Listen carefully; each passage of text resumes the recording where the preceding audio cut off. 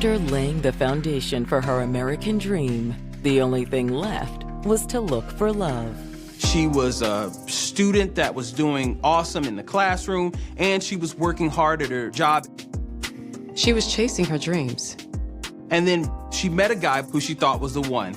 They both worked very, very hard to get to where they were and to be successful. But on what seems like an ordinary spring night, she vanishes without a trace. Her parents are freaking out because this isn't like her. This is clear in their faces that something is wrong, something catastrophic. They obtained the last number that she had been texting with. I don't know what you want from me. Look, all we want is some information. As detectives piece together the facts, they learn of a love turned sour. Their relationship was tumultuous. They were arguing all the time. They fought all the time. She started to suspect he was cheating on her. You really think I'm stupid, don't you? No. I'm done. They know there has to be something bigger going on here. This is likely a matter of foul play. But can investigators rescue her before it's too late? It was time to check the trunk. They were afraid of what they might find. See what's inside.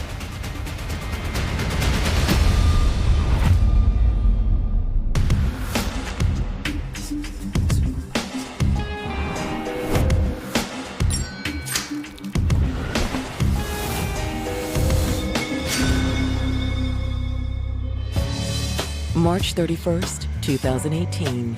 It's a balmy Saturday night in Orlando, Florida. Orlando is just a working class area where you have great people, families that are just trying to do the best they can. It's the theme park capital of the world, so that draws a lot of people from all over the world. A lot of immigrants settle in Orlando because it's easy to find stable work at one of the many amusement parks. But at 11 p.m., one local couple is starting to worry about their eldest daughter, 23-year-old Vanessa Coakley. She should be back by now. Vanessa was living with her parents at the time. She left earlier that evening around 8 p.m. to go hang out with friends, but they hadn't heard from her since. Hours have gone by and no word from Vanessa. She has not returned home. She has not called her parents and said that she would be staying out for the night. And the next day, Vanessa had to go to work. It just seemed very out of character. She was actually excited about a new job that she was starting at Disney. Vanessa is not someone who goes and stays out all night and does a lot of partying. She works hard. Hi, you reached Vanessa. Sorry I missed your call. You want to leave your name and your number? I'll give you a call back. Bye. Vanessa, give me a call, a text, or something. Let me know where you are. After several repeated calls, no answer from Vanessa, her parents said, okay, let's go to bed and maybe we'll figure out things in the morning. Maybe she'll be back in the morning. But the next morning, their concern only escalates. Vanessa still isn't home. There's been no contact from her, no trace of Vanessa. Honey, still no answer from Vanessa. Check your phone. And this type of behavior is just not normal for Vanessa, especially being that she had to be to work the next morning very early. Her parents try calling Vanessa's job to see if she has clocked in. She never misses work. There's no way she would have done anything to jeopardize her job. But after speaking to her boss, their worst fears are realized. She didn't come to work today. Her parents are now starting to freak out. They're worried because this isn't like her. Something really isn't right. Born and raised in the French West Indies on the Caribbean island of St. Martin, Vanessa Coakley and her family immigrated to the United States after she graduated high school. They moved to America for new opportunities and for the American dream. After they settled in Orlando, Vanessa immediately got to work helping to provide for her family. Her first job here was as a cashier at a local supermarket. Still, Vanessa had bigger dreams for her future. She knew she wanted to go into the medical field, and she knew she needed an education to do that.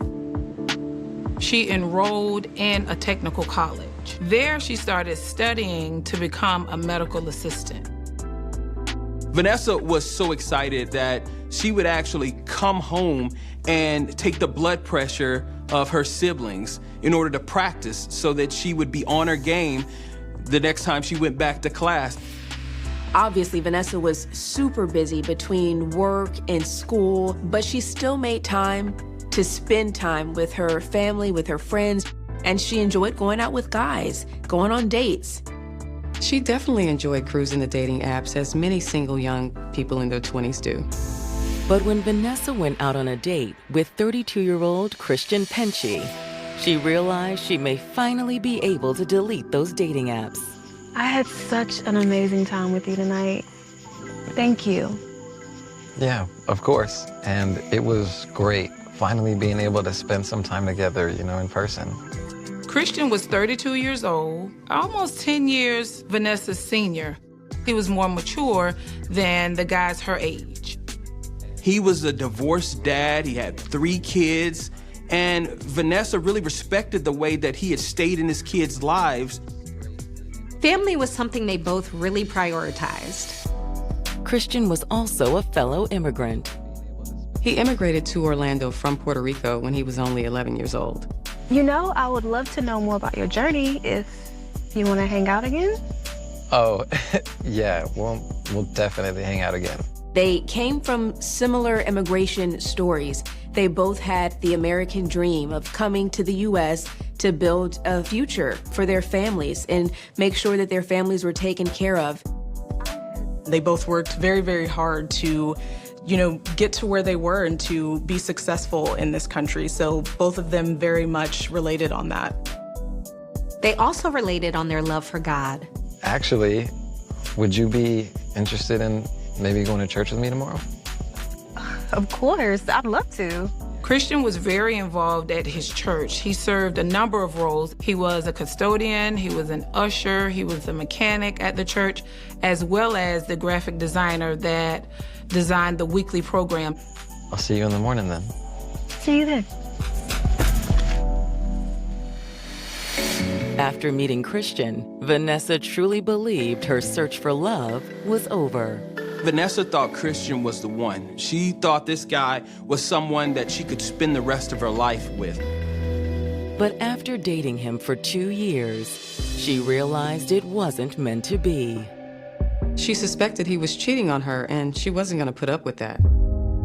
It was a heartbreaking loss, but Vanessa wasn't one to sulk in the pain. Vanessa decided to not allow the breakup to keep her down. She knew her worth, she knew her value, and she decided to move on. She dusted off her dating wings and she got back out there. But not without keeping work and school as her priority.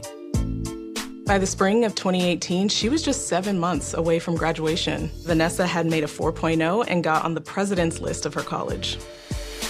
And as graduation neared, Vanessa secured an exciting new job to help pay for her tuition expenses. She accepted a position at a coffee shop at Disney World and was beginning to train for her new position.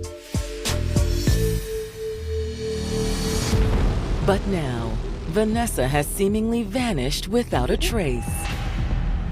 She didn't come to work today. Her parents are freaking out because they don't know where she is. Something really isn't right.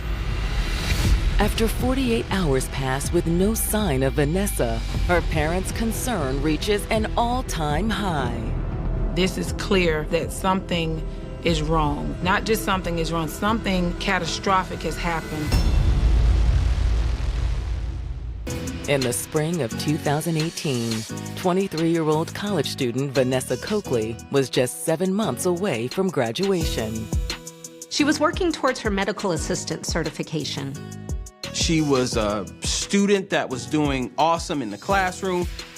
On top of juggling work and school, Vanessa had just jumped back into the dating scene following the end of a 2-year relationship. She was getting back out there, throwing herself into the dating pool. She was starting to make new connections. But now, Vanessa has vanished, and her family can't contain their fears any longer.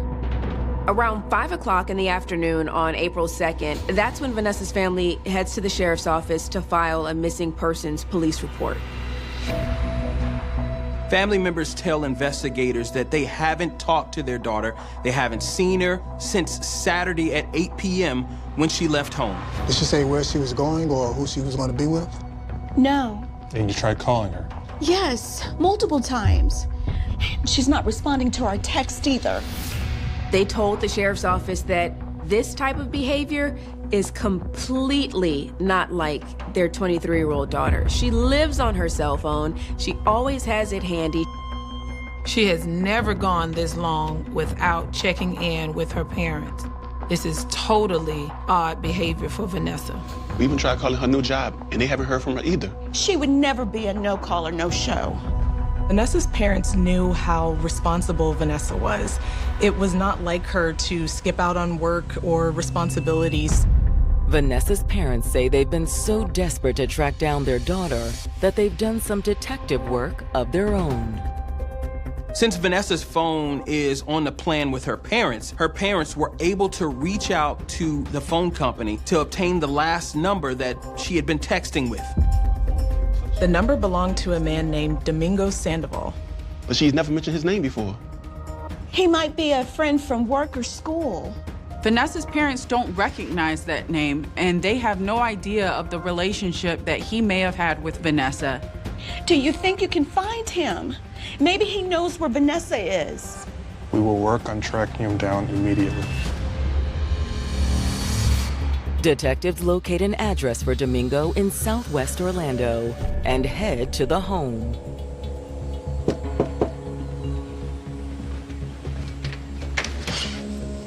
Domingo Sandoval? Yes? We have some questions for you concerning Miss Vanessa Coakley. Can we come in? But as soon as they mention Vanessa by name, Domingo freezes up. He gets cagey. And then a young woman comes to the door. What's going on? It's nothing, babe. I'll handle it. Okay. He agrees to speak to the police, but he wanted to talk to the police outside because he did not want his girlfriend to hear the conversation. Detectives can't help but find this suspicious. I don't know what you want from me. Look, all we want is some information. After the investigators tell Domingo that Vanessa has been reported missing, he starts to get really nervous. Look, I barely know the girl. When investigators ask Domingo about his relationship with Vanessa, he tells them that he met her online through a dating app a couple of weeks ago. Domingo claims they only communicated through online messaging and through text. They never met in person. He was attempting to hide his relationship with Vanessa from his girlfriend. She didn't even know that Vanessa existed or that Domingo had a dating profile. Now, we know you talked to her on Saturday, and you were the last person she was in contact with.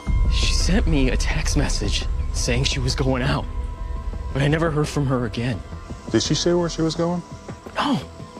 He admits he may have been the last person to talk to her Saturday night. However, he's adamant that he had nothing to do with her disappearance. Look, there's another person you may want to talk to, though. While he and detectives were talking, he mentioned that Vanessa had complained a lot about her ex-boyfriend, Christian Pinchy.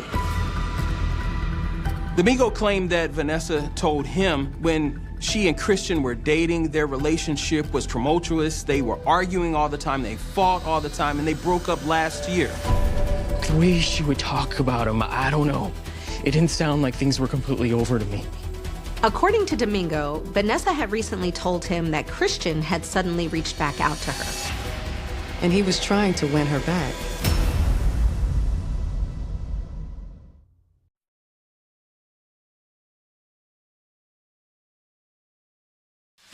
Orlando investigators searching for 23-year-old Vanessa Coakley have determined that the last person she spoke to before her disappearance was a man named Domingo Sandoval. Domingo was a local man who she met through one of her online dating apps. As investigators questioned Domingo about Vanessa's disappearance, He maintains that he knows nothing. However, Domingo says there's another man police should look into. Vanessa's ex, Christian Penchie. It didn't sound like things were completely over to me. He says that Vanessa told him Christian had recently reached back out to her, trying to get back together. Maybe she decided to get back with Christian, and that's who she went out with Saturday night. Look, I swear I had nothing to do with her disappearance. Domingo allows investigators to go through his phone. And as they're going through the text messages and calls, it seems like Domingo's story is adding up. The messages between Domingo and Vanessa seem innocent enough, and there's no reason for them to believe that anything he said wasn't true. The last 2 messages that Vanessa sent to Domingo were sent around 9 p.m. the day she disappeared. Vanessa sent a selfie and a text message that followed that said, if I don't respond, I'm out. The text messages also appear to confirm Domingo's concerns about Christian Penchie.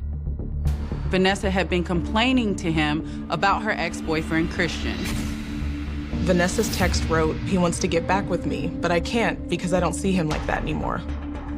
From everything they've seen so far, it appears that Domingo has been telling the truth. However, when they ask him to come back down to the station so they can download his phone records and he can give a formal statement, he does something that surprises them. All right. Look, man, I have answered all of your questions. Do I need to get a lawyer involved or something? He's starting to feel like he's a suspect. He tells investigators that he's been cooperative enough and that he refuses to go back to the station. While Domingo's behavior is suspicious, it's not enough to bring him back to the station by force. They still don't have a body or any physical evidence, so Vanessa's still just missing. And detectives are still hoping to locate her before it's too late. After learning about Vanessa's ex, Christian Penchie, and that he was trying to get back together with her, detectives want to speak with Christian firsthand. Could Christian have something to do with Vanessa's disappearance? But they quickly hit a dead end. He's not an easy guy to get a hold of. They do find a phone number, but when they called, no one answered. So detectives ask Vanessa's family to come back to the station to speak with them. Detectives were hoping that her family would have more information on Christian. So we didn't find Vanessa with Domingo, but he did let us know about a recent ex of hers, Christian Penchie. Do you know him? Yeah, we met Christian. They broke up about a year ago. Over the course of the relationship, Vanessa's family says they got to know Christian fairly well. Vanessa and Christian's relationship went on for 2 years. Even though they argued and they fought, they continued to stay together for a while. The couple officially broke up in 2017. As for the reason for their breakup, loved ones say it was the result of infidelity in the relationship. Christian, have you seen my phone? No, baby, I haven't.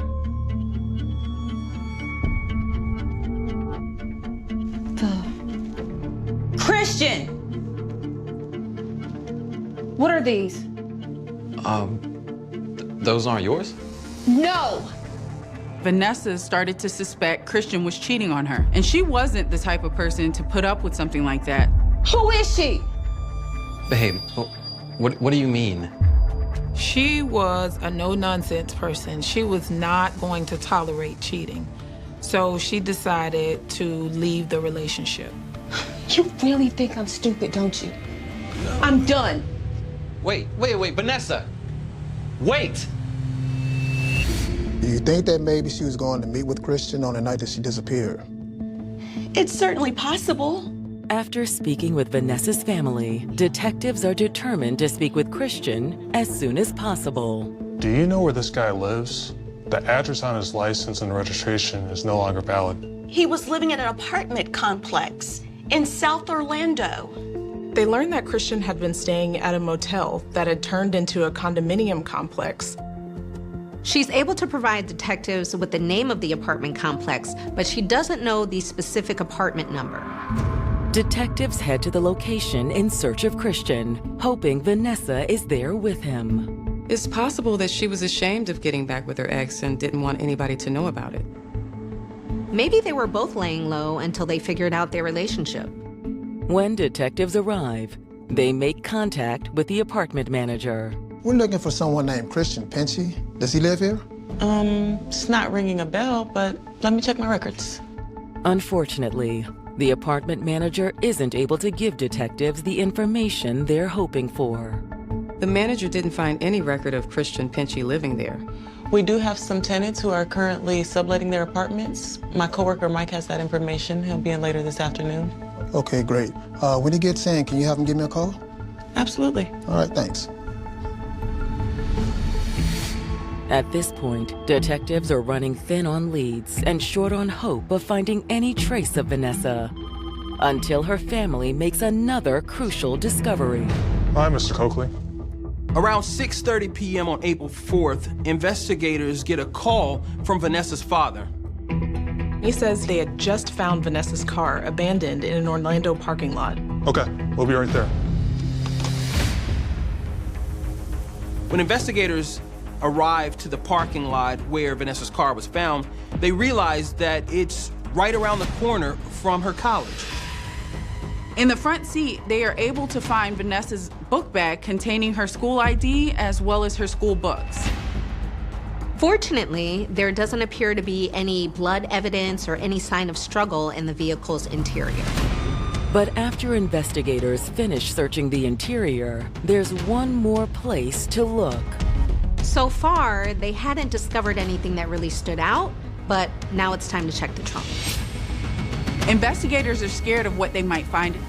Let's see what's inside.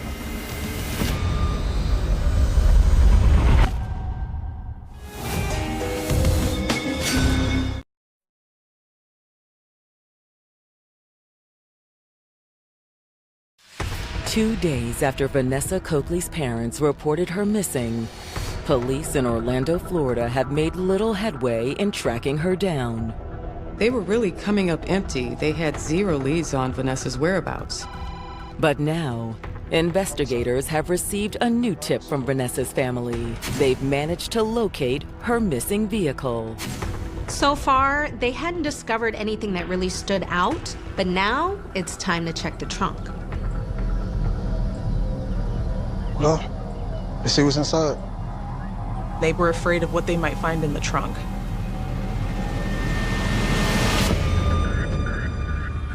When they pop it open, they don't find any signs of Vanessa inside. However, they do find other evidence in the back of the vehicle.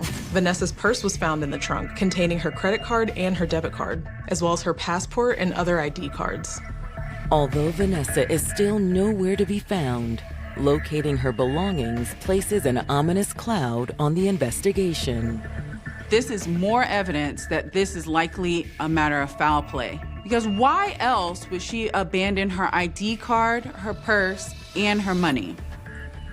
They know there has to be something bigger going on here. And the longer they go without finding her, the worse that feeling gets.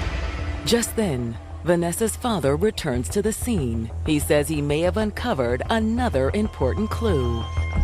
My youngest daughter just called. She found something. Information from Vanessa's phone. Vanessa's sister was able to log into the family's shared Google account and able to pinpoint Vanessa's last known location. The phone stopped transmitting on exactly 11:59 p.m. on the night of March 31st, just a few hours after Vanessa left her parents' home. But what's more important is where her phone was last seen. The condominium complex where police believe Vanessa's ex-boyfriend Christian was last living. This once again points them in Christian's direction. It's an amazing lead. Thanks. The family truly was an invaluable resource in this case. Armed with this new lead, investigators head back over to the apartment complex. It's about a half a mile away from the location of her car.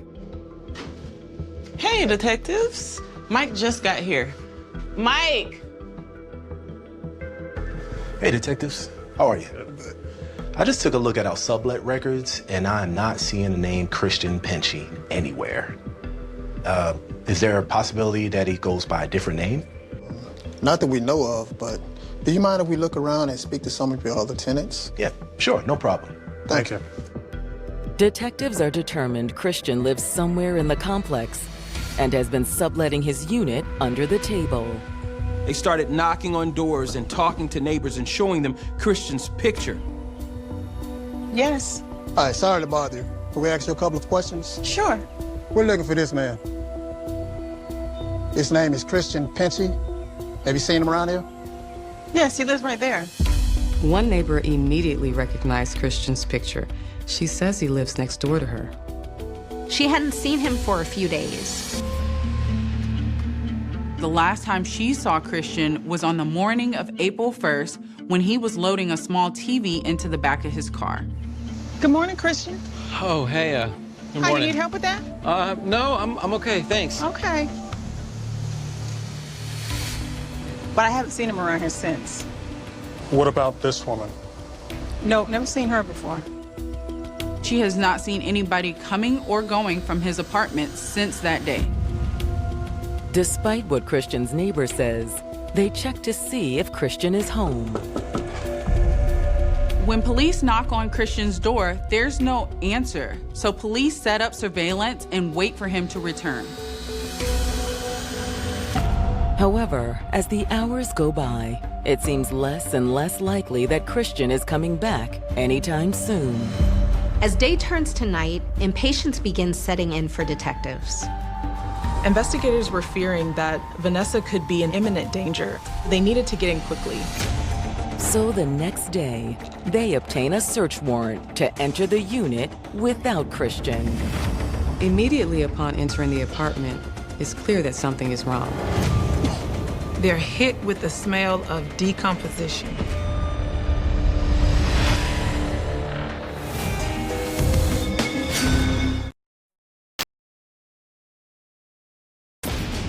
For 3 days, Florida police have been investigating the mysterious disappearance of young college student and Caribbean native Vanessa Coakley.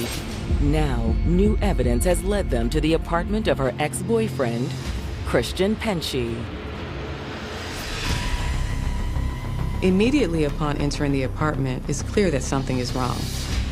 They're hit with the smell of decomposition. The smell leads them back to the bathroom. And in the bathroom, they discover what they've been dreading all along. Vanessa is buried face down in the bathroom under a bunch of blankets. It's clear Vanessa's death was the result of foul play. Gunshot wound. Vanessa's death was no accident. They were able to see that she had been shot in the head and left to die. Based on the level of decomposition, investigators believe that Vanessa was killed on the same night she left home, which means she's been dead in Christian's apartment for almost a week. You can tell CS had to come in. We found it. As tragic of a discovery as this is, detectives now feel confident that Christian Penchy is Vanessa's killer. They just need to find him. Investigators searched Christian's apartment from top to bottom, but there is no evidence that could point to where Christian may have gone. But since he took the TV with him, detectives have one idea on a possible way to track him down. Maybe he pawned the TV to make some quick cash before going on the run. When investigators check local pawn shops for their recent transactions, their hunch pays off. Just a few hours before Vanessa was reported missing by her family, investigators are able to determine that Christian made some sort of transaction at a pawn shop. And it wasn't a TV that Christian had pawned. In fact, it was a .38 caliber handgun. Detectives don't think this is just a coincidence. Investigators are confident that this gun is the one that was used to kill Vanessa, so they immediately seize it and take it in as evidence. But investigators haven't gotten any closer to tracking down Christian Penchy. They have officers scouring the city for him as detectives continue to search for leads. And it turns out police aren't the only ones looking for Christian. Police get an unexpected call from Christian's brother, Marco, who lives out of town. He's trying to file a missing persons report for Christian since he hasn't spoken to him since April 1st. The officer I spoke to said he could help me with locating my brother. Marco goes on to say he's worried about his brother because he's been going through a lot lately. He was recently fired from his job. Marco also knows that Christian bought a gun a few weeks earlier. And based on his recent depression, he's afraid that his brother could have done something to hurt himself. Marco says he has been looking everywhere for Christian and is convinced something terrible has happened. We're looking for him too. Why? He's wanted in connection to a local homicide. You mean, you think he killed someone? Marco has no idea that his brother is suspected of committing murder. He says this is completely out of character for Christian. Are you sure? Yes. His ex-girlfriend's body was located in his apartment. Well, we'll keep searching for him. But if you find out anything, you'll let us know, all right? Yes. But before police can search any further, they receive copies of Christian's most recent transactions from his bank. Once investigators get their hands on Christian's bank records, they get a crucial key to finding him. They find a transaction on April 2nd that stands out to them. He bought a plane ticket to Puerto Rico.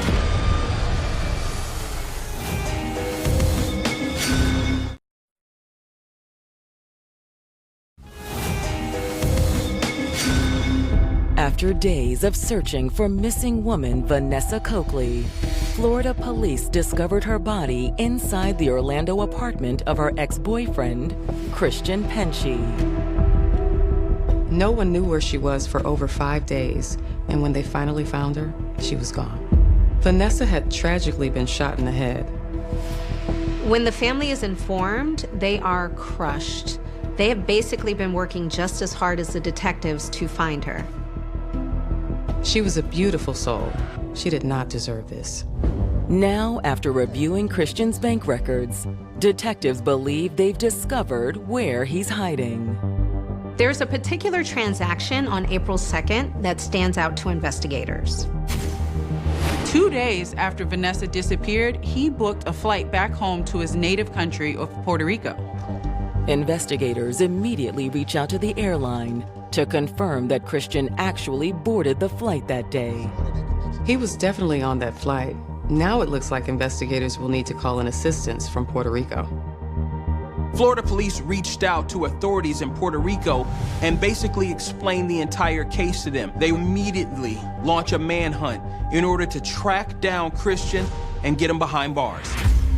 But to everyone's surprise, Christian beats them to it. On April 6th, 1 week after Vanessa disappeared from her parents' home, Christian turns himself into law enforcement in Puerto Rico. He knew the jig was up. Christian is quickly extradited back to Orlando. And once investigators get him into the interrogation room, it didn't take long for Christian to confess to everything. I just missed her, you know? And I thought that we could work things out. Christian explained the weeks leading up to Vanessa's death, he had tried everything he could to rekindle their relationship. He realized he made a mistake and he wanted her back. She was right. I cheated.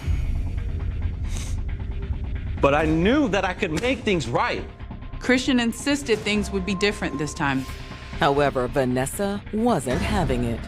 Despite Christian's efforts, Vanessa was reluctant to get back with him. Wasn't sure if she could ever trust him again. She was also interested in where things might go with Domingo, who she didn't realize was a cheater too. I didn't want to give up this time. So I invited her over to my apartment just to talk.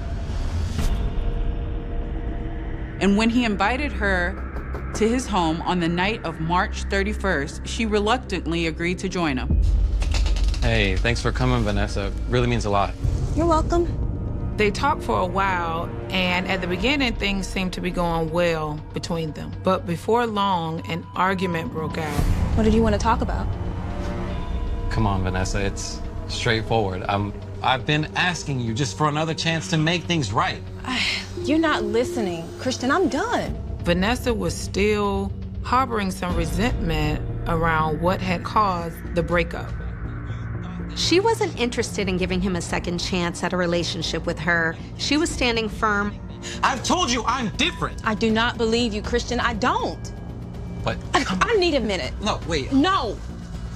Christian said that the argument escalated and Vanessa went into the bathroom to be alone. And that's when he felt an overwhelming sense of rage come over him. And I just couldn't calm myself down.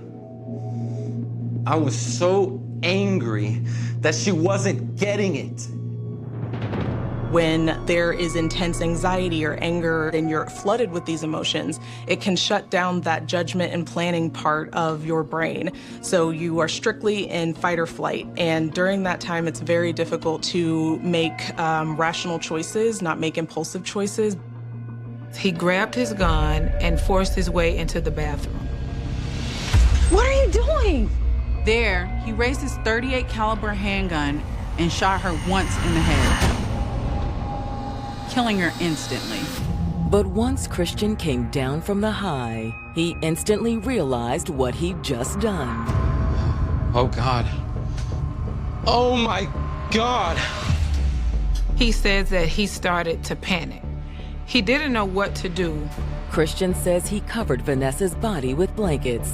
Then he tried to cover up his trail. He knew he needed to get her car out of his parking lot, so he drove it to another parking lot down the road and walked back home. He then disposed of her keys and her phone. I knew that I needed to get out of town, but I needed to make sure that my kids were okay. He said he dropped off his TV at his ex-wife's house just so he could see his kids one last time, but didn't tell them anything about what happened. Christian's next move was to get rid of the murder weapon. He pawned the gun at the pawn shop and purchased a ticket to Puerto Rico to go home. He thought he could hide out there, but despite all he had done to cover his tracks, he realized the police were hot on his trail. The guilt, it was just eating me. He decided to turn himself in and face the music. In a situation like this, where it was somebody who he claimed to really have cared about, it is likely that these events were weighing heavy on his heart, and sometimes people confess because they just don't want to carry the guilt anymore. It's a harrowing tale, and for investigators, it's the confession they were hoping for. Everything that Christian's telling them is lining up with the evidence, and they believe he's telling the truth. He said he wasn't himself, but in the eyes of the law, that does nothing to lessen the responsibility that he now has to pay for the crime that he committed. Christian Penchie is charged with first-degree murder and booked into Orange County Jail. Everyone who knew him was absolutely stunned. He had no history of violence or a criminal background. Having already confessed to Vanessa's murder, Christian doesn't stand much of a chance at trial. So he eventually agrees to plead guilty to second-degree murder and throw himself at the mercy of the court. At the sentencing hearing on April 12, 2019, Vanessa's family read their victim impact statements, and to say they were powerful is an understatement. They were tearful and emotional. This was a girl who was deeply admired by her friends, by her family, and you could tell that it really left a negative impact, it left a void in the family. Christian also offers a statement of his own. Christian's statement was, "I am sorry. I am deeply sorry. It wasn't me. It was something out of the ordinary." He claimed he was under the influence of some kind of drugs, but he never specified what kind of drugs he had taken. Will the court show him leniency? When the judge handed down the sentence to Christian, he threw the book at him. He didn't show him any mercy. The judge sentences Christian to life in prison, and Christian must serve 25 years of his sentence before he's eligible for parole. While the conviction brings, I'm sure, a little bit of closure for Vanessa's family, there's nothing that will bring their daughter back. She was doing everything right. She just fell in love with the wrong person who, for the majority of their relationship, didn't even hint at any signs of violence. So she had no way of knowing that he was going to go from 0 to 100. He was not ready to just let her go. And when she was able to stand in her truth and be honest about where she was emotionally, he could not take that rejection. This case is truly a tragedy. You have a young woman who was a hard worker. People describe her as an amazing person, an awesome friend. She was destined to do some awesome things, but now that won't ever happen. On the morning of December 14th, still 1991, students began arriving at Eisenhower High School in Yakima, Washington, expecting an ordinary Saturday. The school was hosting activities that drew teenagers onto campus before sunrise. Instead of a routine weekend gathering, the community would soon confront a homicide that would remain unresolved for more than 3 decades and eventually become one of Washington State's most significant cold case investigations. Sarah Yarborough was a 16-year-old high school student whose family, friends, and teachers remembered her as academically motivated, active in school, and looking toward the future. Like many teenagers, her daily routine revolved around school, extracurricular activities, family, and friends. Nothing in the publicly documented record suggested that she was connected to organized crime or engaged in conduct that would have anticipated the violence that occurred that December morning. According to court records and investigative reports made public over the years, Sarah arrived at Eisenhower High School early that morning to participate in school-related activities. Before the campus became fully occupied, she was attacked in an area near the school's athletic facilities. Emergency responders were summoned after she was discovered. Despite their efforts, she died from injuries sustained during the assault. The homicide immediately became one of the most serious criminal investigations ever undertaken by the Yakima Police Department. The crime scene presented investigators with both opportunities and challenges. Detectives secured the area, documented physical evidence, photographed the scene, interviewed potential witnesses, and collected biological material that they believed could prove significant. Although DNA profiling was still developing as a forensic discipline in the early 1990s, investigators recognized the importance of preserving every available piece of evidence according to accepted procedures.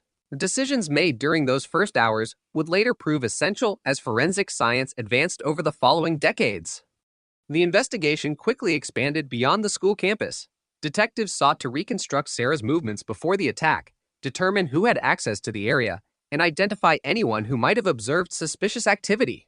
Hundreds of interviews were conducted with classmates, school employees, nearby residents, and individuals connected to school events occurring that weekend. Law enforcement examined tips from the public, compared known offenders, and evaluated individuals who might have had the opportunity to commit the crime.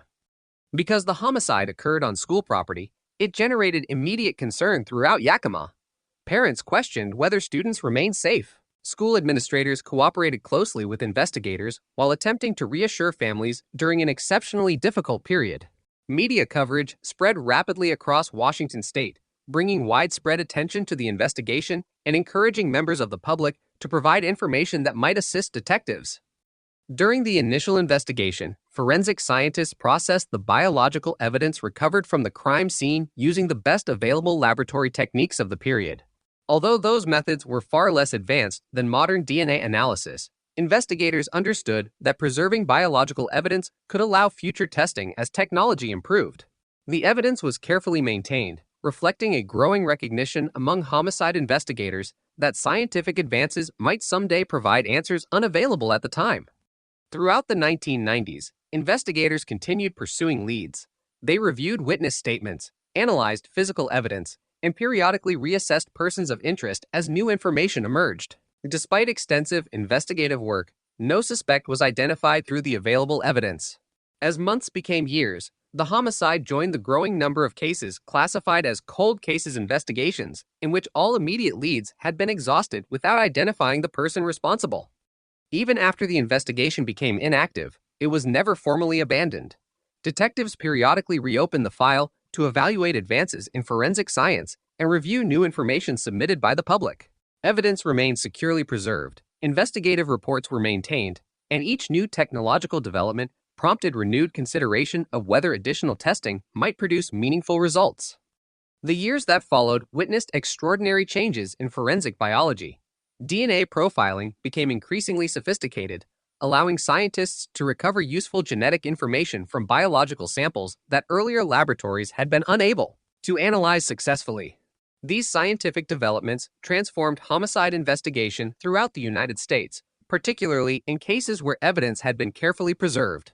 As new methods emerged, the Sarah Yarborough investigation remained among the cases that investigators hoped might eventually benefit from future forensic advances.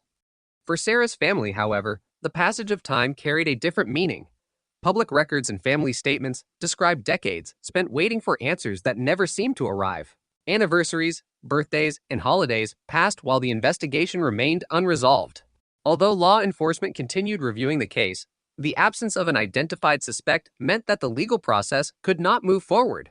Like many families affected by long-term cold cases, they lived with uncertainty while continuing to hope that advances in science or new information might one day provide the breakthrough investigators had sought since December 1991. As the investigation entered the 21st century, forensic science was changing in ways few investigators could have imagined when the evidence was first collected. Improvements in DNA technology, expanding national databases, and eventually the emergence of investigative genetic genealogy created entirely new opportunities to examine preserved evidence. Those developments would ultimately reshape one of Washington State's oldest unsolved homicide investigations, demonstrating how scientific progress can influence criminal investigations decades after the original crime occurred. The foundation for those future developments, however, had been established during the careful investigative work performed in the hours immediately following the murder, when detectives and forensic specialists preserved evidence with the expectation that science might someday reveal what contemporary technology could not. Following the homicide of Sarah Yarborough on December 14, 1991, investigators from the Yakima Police Department began what would become one of the longest-running homicide investigations in Washington state. The immediate priority was to preserve every available piece of evidence, identify potential witnesses, and establish a reliable timeline of events leading up to the attack. Detectives recognized from the outset that crimes committed in public locations often require extensive investigative work because physical evidence, witness observations, and environmental conditions must all be carefully evaluated before reliable conclusions can be drawn. The investigation began with a comprehensive examination of the crime scene. Crime scene technicians photographed the area, documented the location of physical evidence, prepared detailed diagrams, and collected biological material that laboratory personnel believed might later assist forensic analysis. Clothing, trace evidence, and other items recovered during the investigation were preserved under established chain of custody procedures. At the time, DNA profiling was still developing as an investigative technique, but investigators understood that biological evidence could become increasingly valuable as forensic science advanced. Detectives also sought to reconstruct Sarah Yarborough's movements during the hours preceding the attack. Investigators interviewed family members, classmates, school personnel, and individuals expected to be present on campus that Saturday morning. These interviews helped establish a timeline identifying when Sarah arrived at Eisenhower High School and the approximate period during which the assault occurred. Although numerous individuals had legitimate reasons to be near the campus, investigators found no immediate evidence identifying the person responsible. Because the homicide occurred on school property, the investigation generated significant public concern. Parents questioned school safety, students were interviewed regarding anything unusual they might have observed, and local media provided extensive coverage encouraging anyone with relevant information to contact investigators. Hundreds of tips were received during the weeks following the murder. Detectives evaluated each lead individually, recognizing that even seemingly minor observations might contribute to understanding the circumstances surrounding the crime.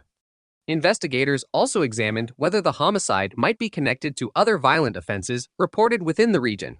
Detectives routinely compare unsolved homicides with similar cases to determine whether patterns involving location, victim characteristics, offender behavior, or forensic evidence suggest a common offender. According to publicly available investigative information, no conclusive connection to another homicide investigation was established during the initial inquiry. Throughout 1992 and the years that followed, forensic laboratories continued analyzing the evidence collected from the scene. As DNA technology gradually improved, preserved biological material was re-examined using newer analytical methods.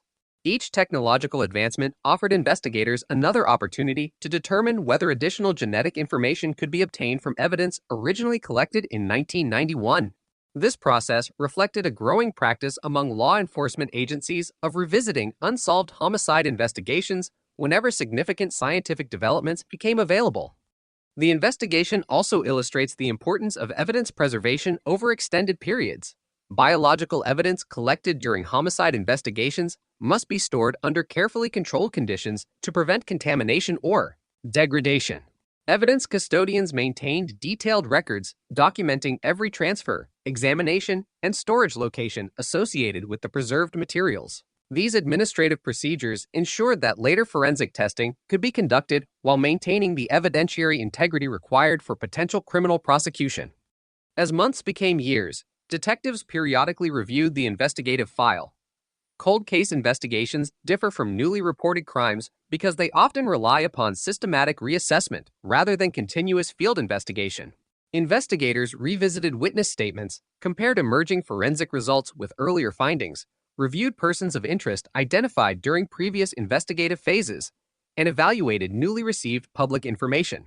Although these reviews did not immediately identify a suspect, they ensured that the investigation remained active whenever new opportunities arose. During the late 1990s and early 2000s, forensic DNA analysis became increasingly sophisticated. Improvements in laboratory methods allowed scientists to obtain reliable genetic profiles from biological samples that earlier technologies had been unable to analyze successfully. Across the United States, numerous cold case investigations benefited from these scientific developments. Law enforcement agencies began recognizing that evidence preserved decades earlier might now produce investigative information unavailable during the original investigation. The Sarah Yarborough investigation remained among those periodically reassessed as forensic capabilities evolved. Detectives continued working with forensic scientists to determine whether preserved biological evidence could support additional testing. While progress was gradual, each laboratory advance increased the possibility that the investigation might eventually benefit from scientific methods unavailable in 1991. The case also highlighted the emotional impact of prolonged uncertainty on victims' families. Public statements made over the years reflected the family's continuing hope that advances in forensic science would eventually identify the person responsible. At the same time, investigators maintained communication with the family regarding significant developments while protecting the integrity of the ongoing investigation. Such communication represents an important aspect of long-term homicide investigations, balancing transparency with the need to preserve confidential investigative information. By the beginning of the 21st century, the Sarah Yarborough investigation had become one of Washington's most significant unresolved homicide cases. The preserved evidence remained intact, investigative records continued to be maintained, and periodic reviews ensured that new scientific developments could be incorporated into the case. Although no suspect had yet been identified, the investigation had established a strong evidentiary foundation that would later prove critical as forensic science entered a new era marked by increasingly powerful DNA analysis and, eventually, investigative genetic genealogy. Those advances would fundamentally change the direction of the investigation and create opportunities that investigators in 1991 could not have anticipated. Following the homicide of Sarah Yarborough on December 14, 1991, investigators from the Yakima Police Department began what would become one of the longest-running homicide investigations in Washington state. The immediate priority was to preserve every available piece of evidence, identify potential witnesses, and establish a reliable timeline of events leading up to the attack. Detectives recognized from the outset that crimes committed in public locations often require extensive investigative work because physical evidence, witness observations, and environmental conditions must all be carefully evaluated before reliable conclusions can be drawn. The investigation began with a comprehensive examination of the crime scene. Crime scene technicians photographed the area, documented the location of physical evidence, prepared detailed diagrams, and collected biological material that laboratory personnel believed might later assist forensic analysis. Clothing, trace evidence, and other items recovered during the investigation were preserved under established chain of custody procedures. At the time, DNA profiling was still developing as an investigative technique, but investigators understood that biological evidence could become increasingly valuable as forensic science advanced. Detectives also sought to reconstruct Sarah Yarborough's movements during the hours preceding the attack. Investigators interviewed family members, classmates, school personnel, and individuals expected to be present on campus that Saturday morning. These interviews helped establish a timeline identifying when Sarah arrived at Eisenhower High School and the approximate period during which the assault occurred. Although numerous individuals had legitimate reasons to be near the campus, investigators found no immediate evidence identifying the person responsible. Because the homicide occurred on school property, the investigation generated significant public concern. Parents questioned school safety, students were interviewed regarding anything unusual they might have observed, and local media provided extensive coverage encouraging anyone with relevant information to contact investigators. Hundreds of tips were received during the weeks following the murder. Detectives evaluated each lead individually, recognizing that even seemingly minor observations might contribute to understanding the circumstances surrounding the crime. Investigators also examined whether the homicide might be connected to other violent offenses reported within the region. Detectives routinely compare unsolved homicides with similar cases to determine whether patterns involving location, victim characteristics, offender behavior, or forensic evidence suggest a common offender. According to publicly available investigative information, no conclusive connection to another homicide investigation was established during the initial inquiry. Throughout 1992 and the years that followed, forensic laboratories continued analyzing the evidence collected from the scene. As DNA technology gradually improved, preserved biological material was re-examined using newer analytical methods. Each technological advancement offered investigators another opportunity to determine whether additional genetic information could be obtained from evidence originally collected in 1991. This process reflected a growing practice among law enforcement agencies of revisiting unsolved homicide investigations whenever significant scientific developments became available. The investigation also illustrates the importance of evidence preservation over extended periods. Biological evidence collected during homicide investigations must be stored under carefully controlled conditions to prevent contamination or degradation. Evidence custodians maintained detailed records documenting every transfer, examination, and storage location associated with the preserved materials. These administrative procedures ensured that later forensic testing could be conducted while maintaining the evidentiary integrity required for potential criminal prosecution. As months became years, detectives periodically reviewed the investigative file. Cold case investigations differ from newly reported crimes because they often rely upon systematic reassessment rather than continuous field investigation. Investigators revisited witness statements, compared emerging forensic results with earlier findings, reviewed persons of interest identified during previous investigative phases, and evaluated newly received public information. Although these reviews did not immediately identify a suspect, they ensured that the investigation remained active whenever new opportunities arose. During the late 1990s and early 2000s, forensic DNA analysis became increasingly sophisticated. Improvements in laboratory methods allowed scientists to obtain reliable genetic profiles from biological samples that earlier technologies had been unable to analyze successfully. Across the United States, numerous cold case investigations benefited from these scientific developments. Law enforcement agencies began recognizing that evidence preserved decades earlier might now produce investigative information unavailable during the original investigation. The Sarah Yarborough investigation remained among those periodically reassessed as forensic capabilities evolved. Detectives continued working with forensic scientists to determine whether preserved biological evidence could support additional testing. While progress was gradual, each laboratory advance increased the possibility that the investigation might eventually benefit from scientific methods unavailable in 1991. The case also highlighted the emotional impact of prolonged uncertainty on victims' families.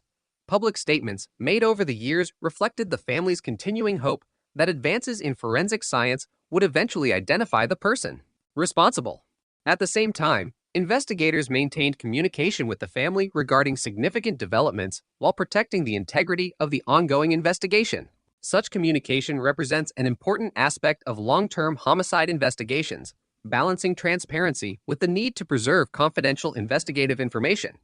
By the beginning of the 21st century, the Sarah Yarborough investigation had become one of Washington's most significant unresolved homicide cases. The preserved evidence remained intact, investigative records continued to be maintained, and periodic reviews ensured that new scientific developments could be incorporated into the case.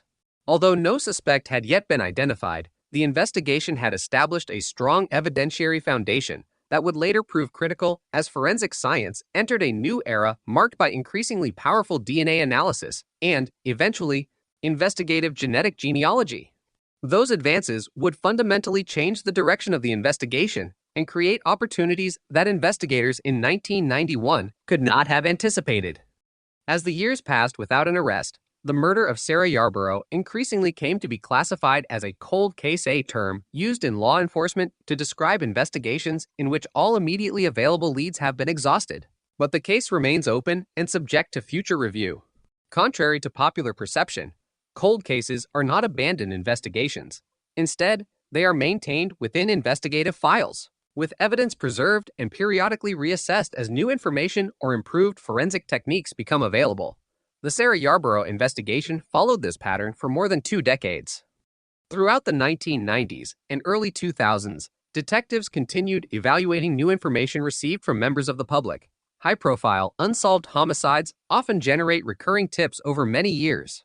Some originate from individuals recalling observations they previously considered unimportant, while others involve speculation or information that investigators ultimately determine cannot be corroborated.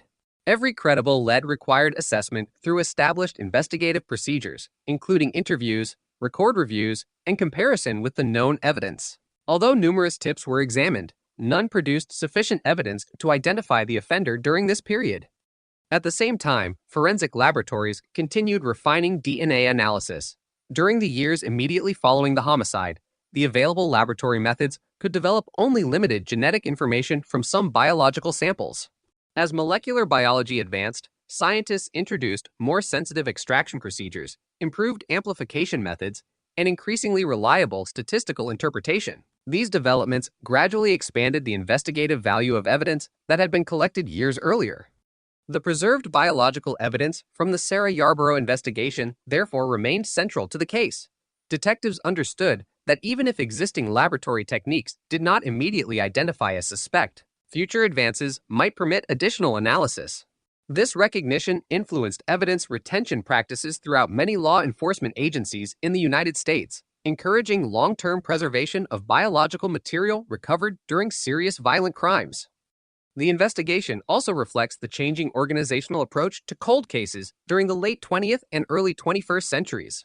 Many police departments began establishing specialized investigators or cold case review processes dedicated to reassessing unsolved homicides. Rather than relying solely on the detectives originally assigned to a case, agencies increasingly recognized the value of fresh review by experienced investigators who could evaluate historical evidence objectively and incorporate scientific developments unavailable during earlier investigations. Within the Yakima Police Department, investigators periodically revisited the Sarah Yarborough case as forensic capabilities improved. Existing evidence was reviewed, laboratory testing was reconsidered, and investigative files were examined for opportunities created by advances in science or information technology. The case remained active within the department despite the absence of an identified suspect. Another important development during this period involved the expansion of computerized criminal justice databases. Law enforcement agencies gained improved access to fingerprint systems, criminal history records, DNA databases, and digital investigative records. These resources allowed detectives to compare evidence more efficiently than had been possible during the early 1990s. Although routine database comparisons did not immediately resolve the Sarah Yarborough investigation, they formed part of the continuing effort to identify potential investigative leads. As DNA technology matured, investigators increasingly recognized its potential in resolving historical homicide investigations. Cases involving preserved biological evidence became priorities for renewed forensic review because scientific advances offered opportunities unavailable when the crimes originally occurred. Across the United States, several previously unsolved murders were resolved through improved DNA testing, reinforcing confidence that carefully preserved evidence could retain significant investigative value even after many years. The Sarah Yarborough investigation remained among those awaiting further scientific opportunity. Detectives continued working closely with forensic scientists to determine whether newer laboratory methods might extract additional information from the preserved evidence. Such reassessment required balancing scientific possibility with the need to preserve evidence for any future judicial proceedings. Every laboratory examination was carefully documented to maintain evidentiary integrity. During these years, the investigation also highlighted the importance of collaboration between investigators and prosecutors, even when scientific advances generated new information. Prosecutors evaluated whether the available evidence satisfied legal standards necessary to support criminal charges. Detectives therefore continued seeking corroborating evidence through interviews, historical records, and investigative review rather than relying upon any single source of information. Public interest in the case remained steady over the decades. Local media periodically reported on anniversaries of the homicide, appeals for information, and developments in forensic science that might eventually assist investigators. These reports often encouraged individuals with relevant information to contact law enforcement, reflecting the understanding that long unsolved cases can sometimes benefit from renewed public attention. While no immediate breakthrough resulted from these appeals, they reinforced the continuing commitment of investigators to resolving the case. The prolonged investigation also illustrates the broader challenges associated with historical homicide cases. Witness memories may fade over time, some witnesses become unavailable, physical environments change, and investigative personnel inevitably retire or transfer to other assignments. Maintaining comprehensive documentation, therefore, becomes essential. In the Sarah Yarborough investigation, detailed reports, evidence inventories, laboratory records, and interview summaries preserved institutional knowledge that later investigators could rely upon when reviewing the case years after the original crime. By the early 2010s, advances in forensic DNA analysis had transformed criminal investigation throughout North America. Laboratories could recover increasingly informative genetic profiles from biological samples once considered unsuitable for analysis. At the same time, investigators began recognizing the potential of an emerging investigative approach that combined forensic genetics with traditional genealogical research. Known as investigative genetic genealogy, the methodology had not yet become widely used, but early developments suggested that it might eventually assist in identifying unknown offenders whose DNA could not be matched through conventional law. Enforcement databases. For the Sarah Yarborough investigation, these scientific developments represented a significant turning point. Although the case remained officially unsolved, the preserved evidence now possessed investigative potential far beyond what had been possible in 1991.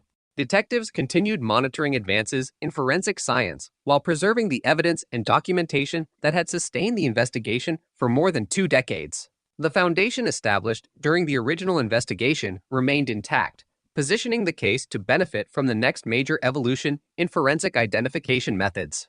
That evolution would emerge through the application of investigative genetic genealogy, a technique that would fundamentally reshape the future of cold case investigations across the United States.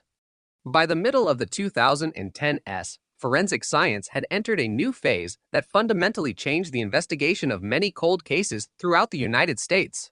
Traditional DNA profiling had already become an essential component of homicide investigations, allowing forensic laboratories to compare biological evidence recovered from crime scenes with profiles contained in criminal justice databases. However, many investigations, including the murder of Sarah Yarborough, remained unresolved because the unknown DNA profile recovered from the crime scene did not match anyone whose genetic information had been entered into those databases. Investigators therefore faced an important limitation. They possessed valuable forensic evidence, but lacked a method for identifying the individual to whom it belonged. The emergence of investigative genetic genealogy provided a potential solution to this problem. Unlike conventional forensic DNA analysis, which seeks exact matches within law enforcement databases, investigative genetic genealogy compares an unknown DNA profile with genetic information voluntarily submitted by individuals researching family history through participating genealogy services. The objective is not to identify the unknown individual directly, but to identify distant biological relatives whose shared genetic material can assist researchers in reconstructing extended family trees. This methodology combines laboratory science with historical research. After a suitable forensic DNA profile is developed, genealogists analyze potential biological relationships suggested by participating databases. They then examine public records, including birth certificates, marriage records, census documents, obituary notices, military records, newspaper archives, cemetery information, and other historical sources to construct family histories spanning multiple generations. By identifying where different family branches intersect, investigators can gradually narrow the number of individuals who could plausibly correspond to the unknown DNA profile. Importantly, investigative genetic genealogy does not itself establish criminal responsibility. Instead, it generates investigative leads requiring independent verification through traditional police work and confirmatory forensic testing. Detectives continue evaluating timelines, geographic connections, witness statements, documentary evidence, and other investigative information before focusing on any individual identified through genealogical analysis. If investigators determine that a particular person warrants further investigation, they obtain a legally authorized reference DNA sample for direct comparison with the crime scene evidence. Only after laboratory scientists confirm that comparison can prosecutors evaluate whether sufficient evidence exists to proceed with criminal charges. As this methodology began demonstrating success in several high-profile investigations across the United States, law enforcement agencies started reviewing older homicide cases to determine whether preserved biological evidence met the scientific requirements for genealogical analysis. Cases involving well-preserved DNA evidence, but no identified suspect, became particularly suitable candidates. The Sarah Yarborough investigation met many of these criteria because investigators had carefully preserved biological evidence collected during the original 1991 investigation. The Yakima Police Department, working with forensic specialists and prosecutors, periodically reviewed the case to determine whether advances in DNA technology justified additional analysis. Such decisions required careful scientific evaluation. Not every biological sample contains sufficient genetic material for genealogy-based investigation, and laboratories must ensure that any testing preserves evidence for potential future judicial proceedings. As laboratory methods continued improving, investigators concluded that the preserved evidence warranted renewed examination using contemporary forensic techniques. The development of a suitable forensic DNA profile represented only one stage of a much larger investigative effort.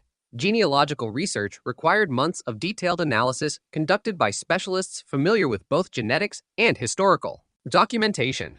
Researchers evaluated numerous family relationships, verified documentary records, eliminated investigative possibilities inconsistent with known evidence, and gradually reduced the number of individuals requiring further examination.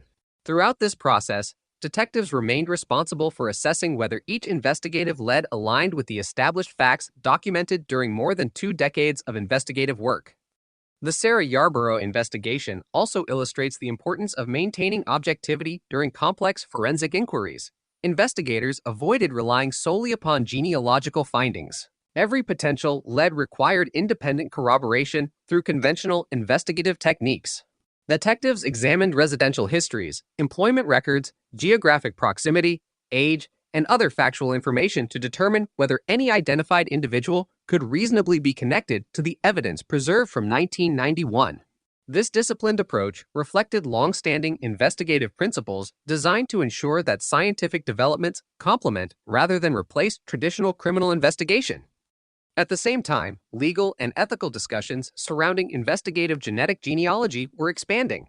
Because genealogy databases consist largely of DNA voluntarily submitted for ancestry research, policymakers, legal scholars, forensic organizations, and database operators began considering issues relating to privacy, informed consent, law enforcement access, and procedural safeguards.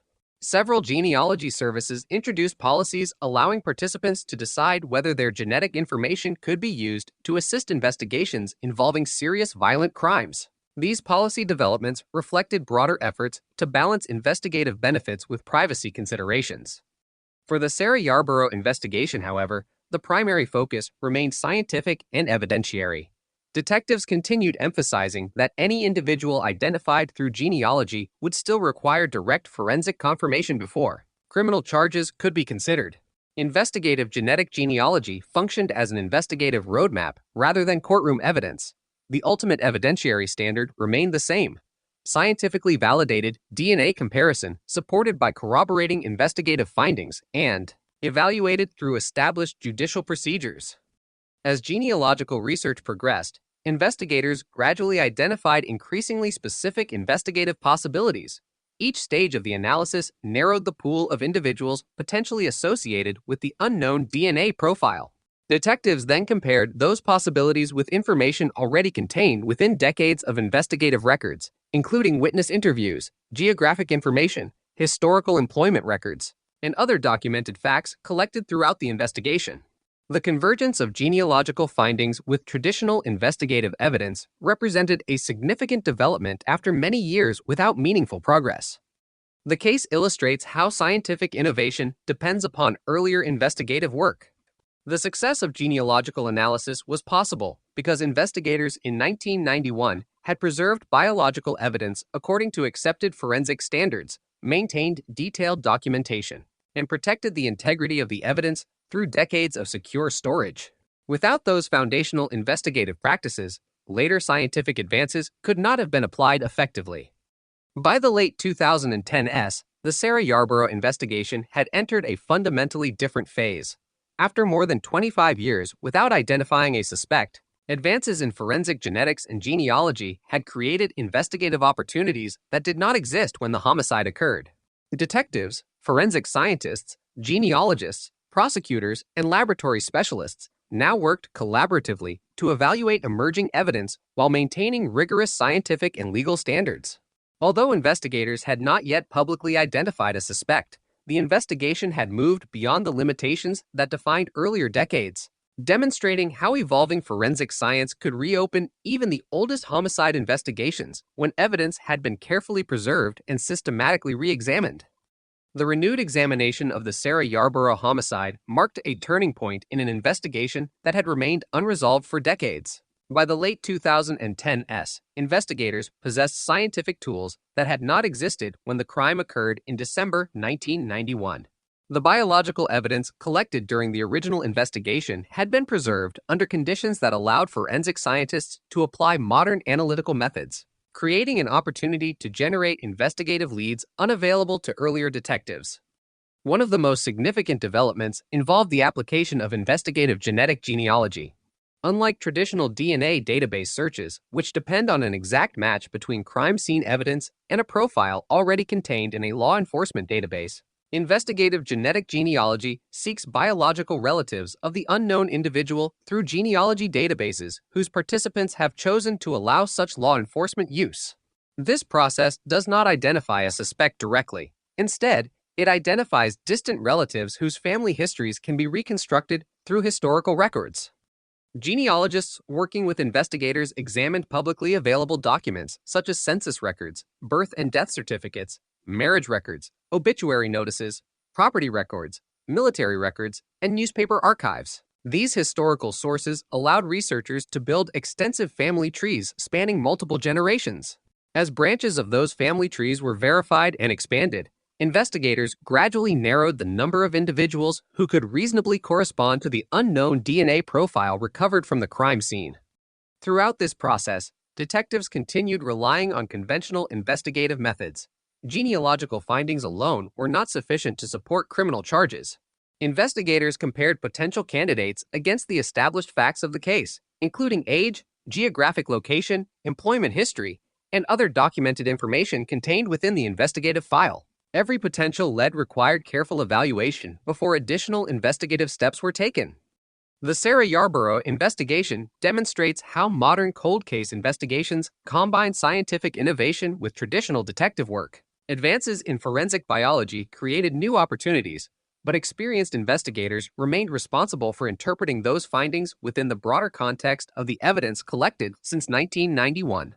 Historical reports prepared during the original investigation continued serving as an important reference point, allowing detectives to compare new information with witness interviews, physical evidence, and investigative observations recorded decades earlier.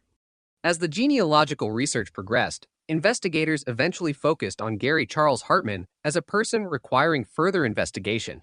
According to publicly reported court records, this development resulted from the combination of genealogical analysis and traditional investigative review, rather than from a single piece of evidence alone. The detectives then sought to determine whether additional forensic testing could either eliminate or confirm him as the source of the biological evidence preserved from the crime scene. To accomplish this, investigators obtained a legally authorized reference DNA sample for comparison with the crime scene evidence. Direct forensic comparison differs fundamentally from genealogical analysis. While genealogy identifies possible biological relationships, confirmatory DNA testing determines whether a person's genetic profile is consistent with the forensic evidence recovered during the original investigation. Accredited forensic laboratories conducted this comparison using established scientific procedures designed to ensure reliability and maintain evidentiary integrity. According to prosecutors and court filings, the laboratory comparison indicated that the reference DNA sample was consistent with the biological evidence recovered during the investigation. This represented a significant milestone because it provided a direct forensic connection between the preserved crime scene evidence and the individual investigators had identified through genealogy-assisted investigative work. Prosecutors then evaluated the available evidence to determine whether the case met the legal standards required for criminal charges. The investigation illustrates the distinction between investigative leads and admissible courtroom evidence. Investigative genetic genealogy helped detectives identify an individual for further investigation, but the prosecution relied upon direct forensic DNA analysis and additional admissible evidence presented through the judicial process. This distinction has become a central principle governing the use of investigative genetic genealogy in criminal investigations across the United States. The announcement of an arrest after nearly 3 decades attracted significant public attention. For many residents of Yakima, the homicide had remained one of the community's most enduring unsolved crimes. News that advances in forensic science had allowed investigators to identify a suspect generated renewed public interest in the investigation and in the broader potential of DNA technology to assist cold case investigations nationwide. For investigators who had worked on the case over many years, the arrest represented the culmination of decades of evidence preservation, investigative review, and scientific advancement. Numerous detectives, forensic scientists, evidence custodians, prosecutors, and support personnel had contributed to the investigation since 1991. Although many of the original investigators had retired or moved to other assignments, the continuity of documentation and evidence management allowed subsequent investigative teams to continue building upon their work. The case also highlighted the importance of long-term institutional commitment. Cold case investigations frequently require sustained organizational support extending across multiple decades. Evidence must be preserved, investigative files maintained, and scientific developments monitored so that emerging technologies can be applied when appropriate. The Sarah Yarborough investigation illustrates how these long-term administrative responsibilities can become decisive factors in eventually identifying a suspect. At the same time, investigators emphasized that the arrest did not conclude the criminal justice process. Under the legal system, every defendant is presumed innocent unless proven guilty in court. Following the filing of criminal charges, the case proceeded through judicial proceedings in which prosecutors were required to present admissible evidence, and the defense was afforded the opportunity to challenge that evidence through established legal procedures. Scientific findings, therefore, became one component of a broader judicial process governed by constitutional protections and rules of evidence. The developments in the Sarah Yarborough investigation also contributed to continuing discussions about the future of cold case investigations. Law enforcement agencies across North America increasingly reviewed unsolved homicide cases to determine whether preserved biological evidence might benefit from modern forensic testing or investigative genetic genealogy. While investigators recognized that not every cold case would contain suitable evidence, the successful identification of a suspect in this investigation demonstrated the potential value of combining meticulous evidence preservation with evolving scientific methods. It also reinforced a principle shared throughout forensic science. Evidence collected carefully today may reveal information many years later that could not have been obtained when the investigation first began. Following the identification of Gary Charles Hartman through the combination of investigative genetic genealogy and traditional investigative methods, the Sarah Yarborough investigation entered a new phase focused on forensic confirmation, legal review, and preparation for prosecution. After nearly 3 decades as an unresolved homicide, the investigation shifted from identifying a potential suspect to determining whether the available evidence satisfied the legal standards required to proceed through the criminal justice system. A central element of this transition involved confirmatory DNA analysis. investigative genetic genealogy had generated an investigative led by identifying a possible biological relationship between the unknown DNA profile recovered from the crime, seen in individuals appearing in genealogy databases. However, genealogy itself does not establish identity with forensic certainty. Investigators therefore obtained a reference DNA sample from Gary Charles Hartman through lawful investigative procedures. Accredited forensic laboratories then conducted a direct comparison between that reference sample and the biological evidence preserved from the original investigation. Direct forensic comparison differs fundamentally from genealogical analysis. While genealogy narrows the field of possible individuals by identifying family relationships, direct DNA comparison evaluates whether two specific genetic profiles are consistent with originating from the same individual. Laboratory scientists apply validated analytical procedures, quality control measures, and statistical interpretation to ensure that the comparison satisfies accepted scientific standards.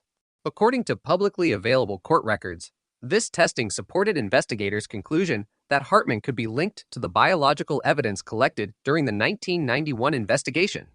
Once laboratory analysis had been completed, detectives assembled the investigative record for prosecutorial review. Prosecutors examined not only the forensic evidence, but also the broader investigative file accumulated over decades. This included crime scene documentation, witness interviews, historical reports, laboratory findings, evidence inventories, and the investigative steps leading from genealogical research to confirmatory DNA testing. Prosecutors are responsible for determining whether the available evidence is sufficient to support criminal charges under applicable legal standards. The Sarah Yarborough investigation illustrates the distinction between investigative conclusions and judicial findings. Detectives may identify a suspect based on evidence developed during an investigation, but criminal responsibility is determined only through judicial proceedings conducted according to established legal procedures. Accordingly, after charges were filed, the case entered the court system, where prosecutors presented evidence and the defense was afforded the opportunity to challenge that evidence before an impartial tribunal. The case also demonstrated the importance of maintaining comprehensive chain of custody documentation. Because the biological evidence had been preserved for nearly 30 years, investigators needed to establish that every transfer, storage location, laboratory examination, and handling procedure had been properly documented. Chain of custody provides assurance that evidence presented during judicial proceedings is the same evidence originally collected during the investigation and has not been altered or contaminated. Maintaining such documentation over extended periods represents one of the most demanding aspects of long-term homicide investigations. During pretrial proceedings, the parties addressed numerous legal issues commonly associated with complex forensic cases. Courts routinely consider questions concerning the admissibility of scientific evidence, expert testimony, procedural compliance, and evidentiary reliability. These proceedings allow judges to determine whether proposed evidence satisfies applicable legal standards before it is presented during trial. Such judicial review forms an essential safeguard within criminal justice systems and is particularly significant when investigations involve advanced forensic methodologies. The investigation further illustrates how modern forensic science depends upon interdisciplinary collaboration. Detectives coordinated investigative activities, forensic biologists conducted laboratory analysis, genealogists assisted with family history research, evidence custodians preserved physical materials, prosecutors evaluated legal sufficiency, and expert witnesses prepared to explain scientific findings within judicial proceedings. Each discipline contributed specialized knowledge while operating within a coordinated investigative framework. Public attention surrounding the case also reflected broader interest in the growing use of investigative genetic genealogy. Following several successful cold case investigations in the United States, members of the public became increasingly aware of genealogy-assisted investigative techniques.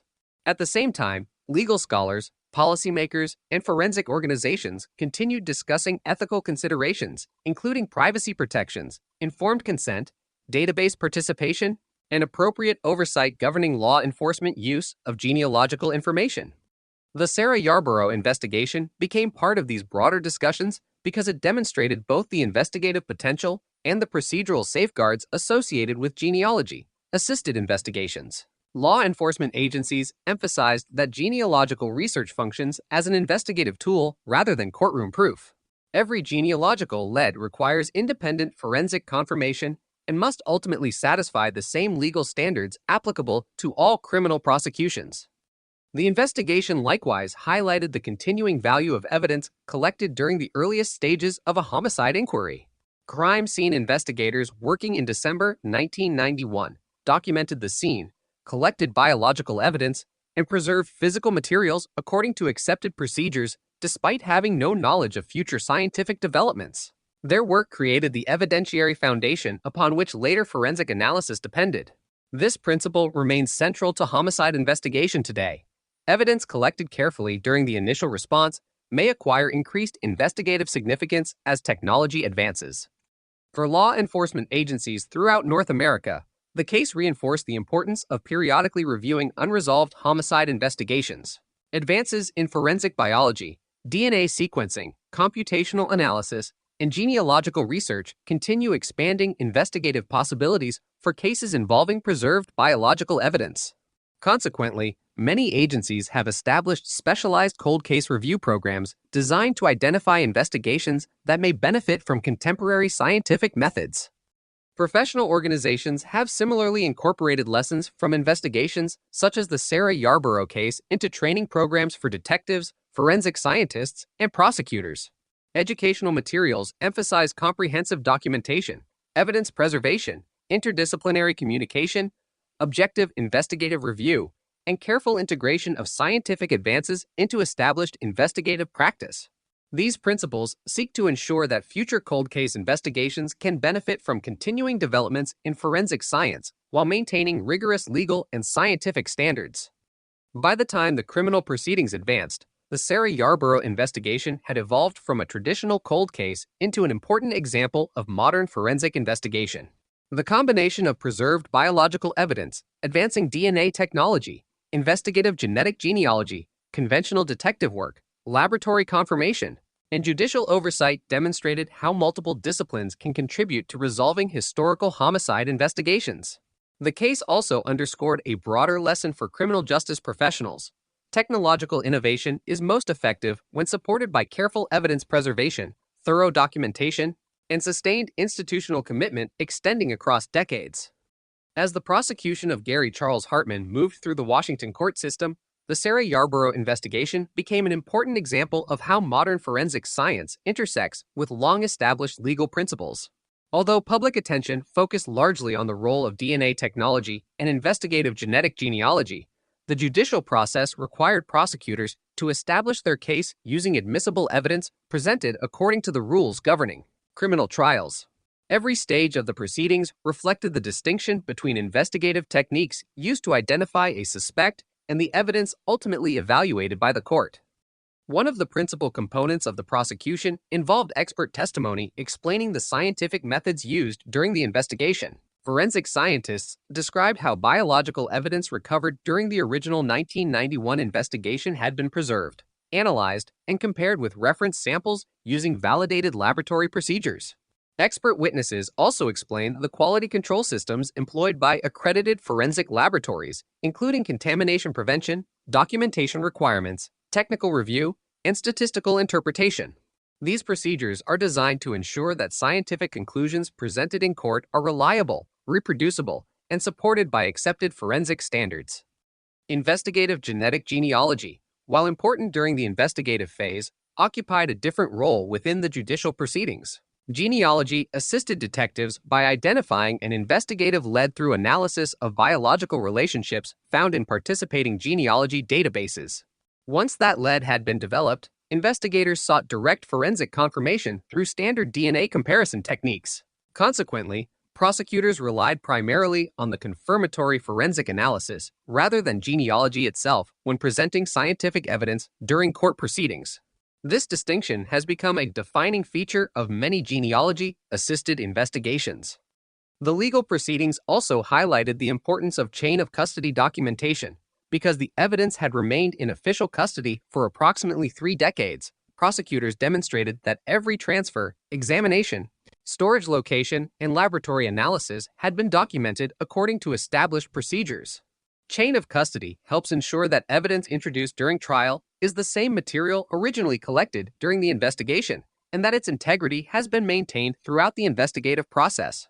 Long-term evidence management therefore became a significant aspect of the prosecution. Another important issue concerned the preservation of historical investigative records.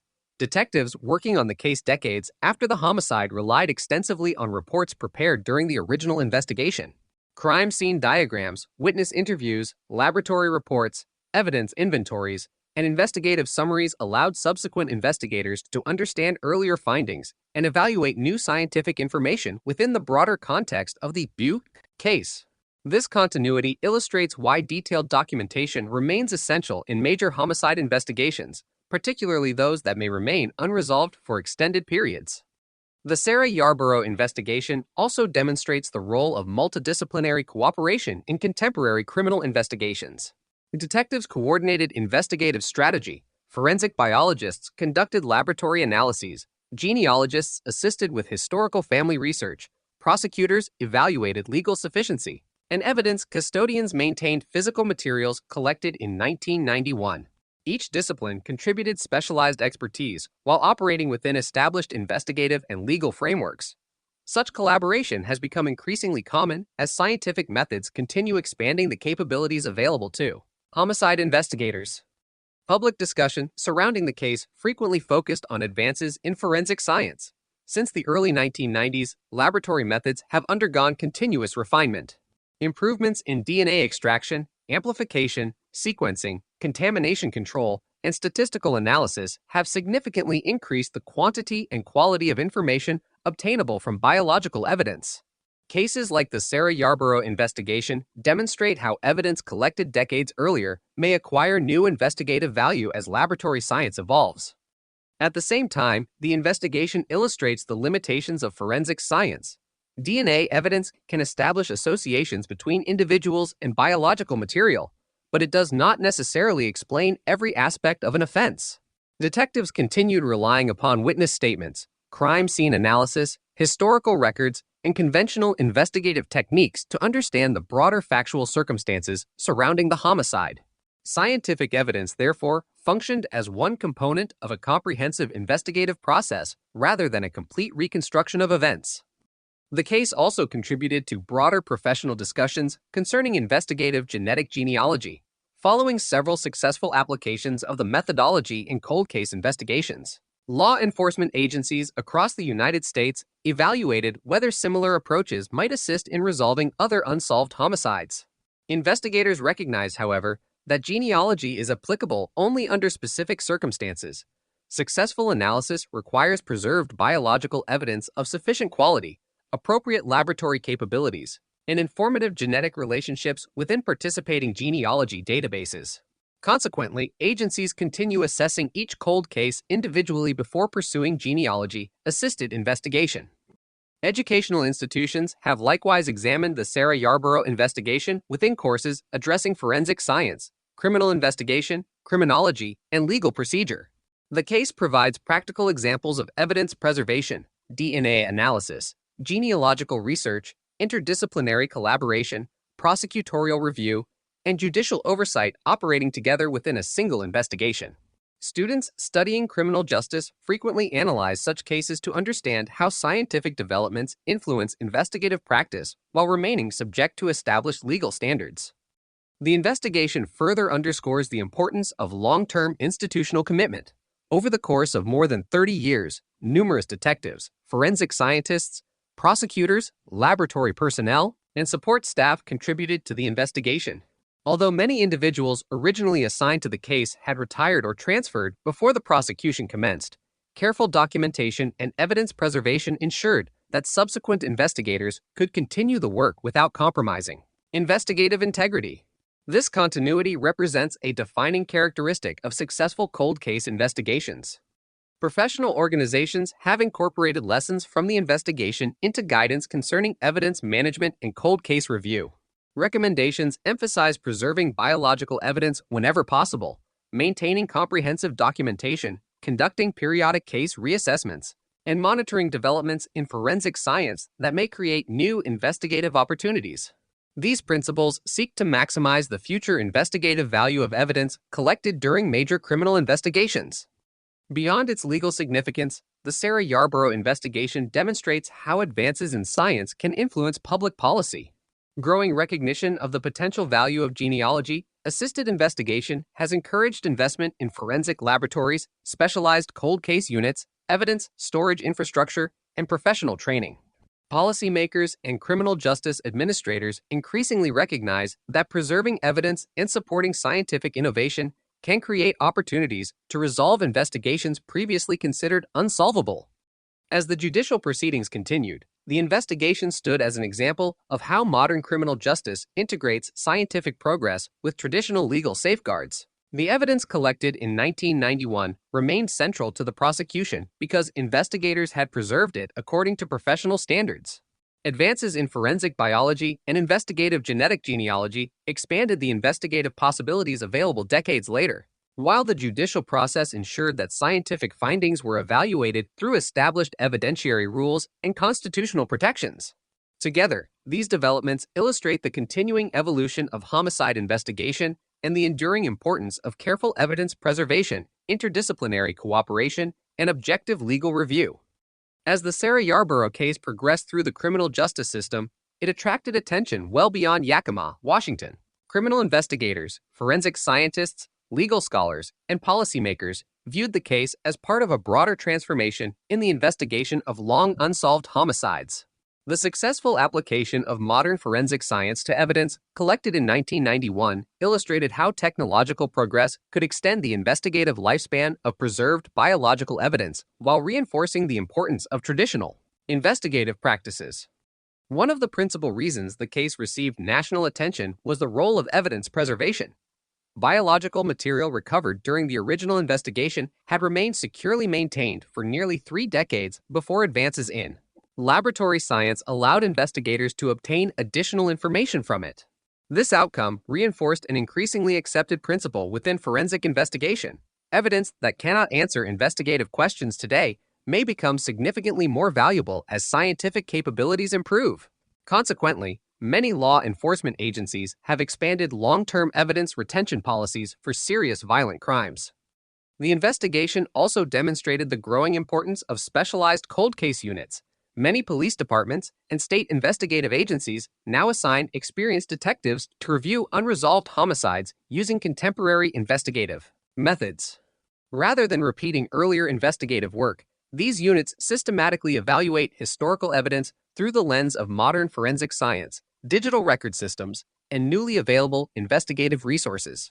The Sarah Yarborough investigation exemplifies this approach by showing how historical evidence can be re-examined without disregarding the careful work completed during the original investigation.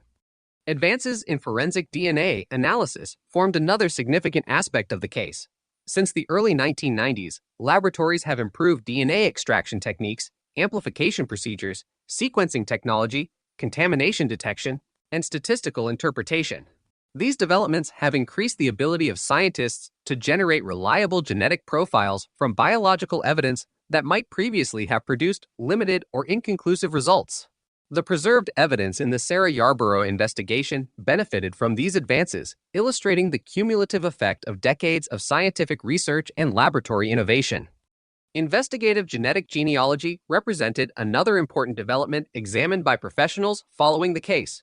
This methodology combines forensic genetics with historical genealogical research to generate investigative leads when traditional DNA database searches do not identify a suspect. Genealogists reconstruct extended family relationships using publicly available historical records while investigators compare those findings with established case evidence. Importantly, genealogy functions as an investigative tool rather than a substitute for direct forensic identification. Confirmatory DNA testing and conventional investigative procedures remain necessary before criminal charges are considered. The case contributed to ongoing discussions regarding professional standards governing genealogy-assisted investigations. Law enforcement organizations, forensic laboratories, and professional associations have increasingly emphasized documentation, transparency, scientific validation, and legal oversight when applying investigative genetic genealogy.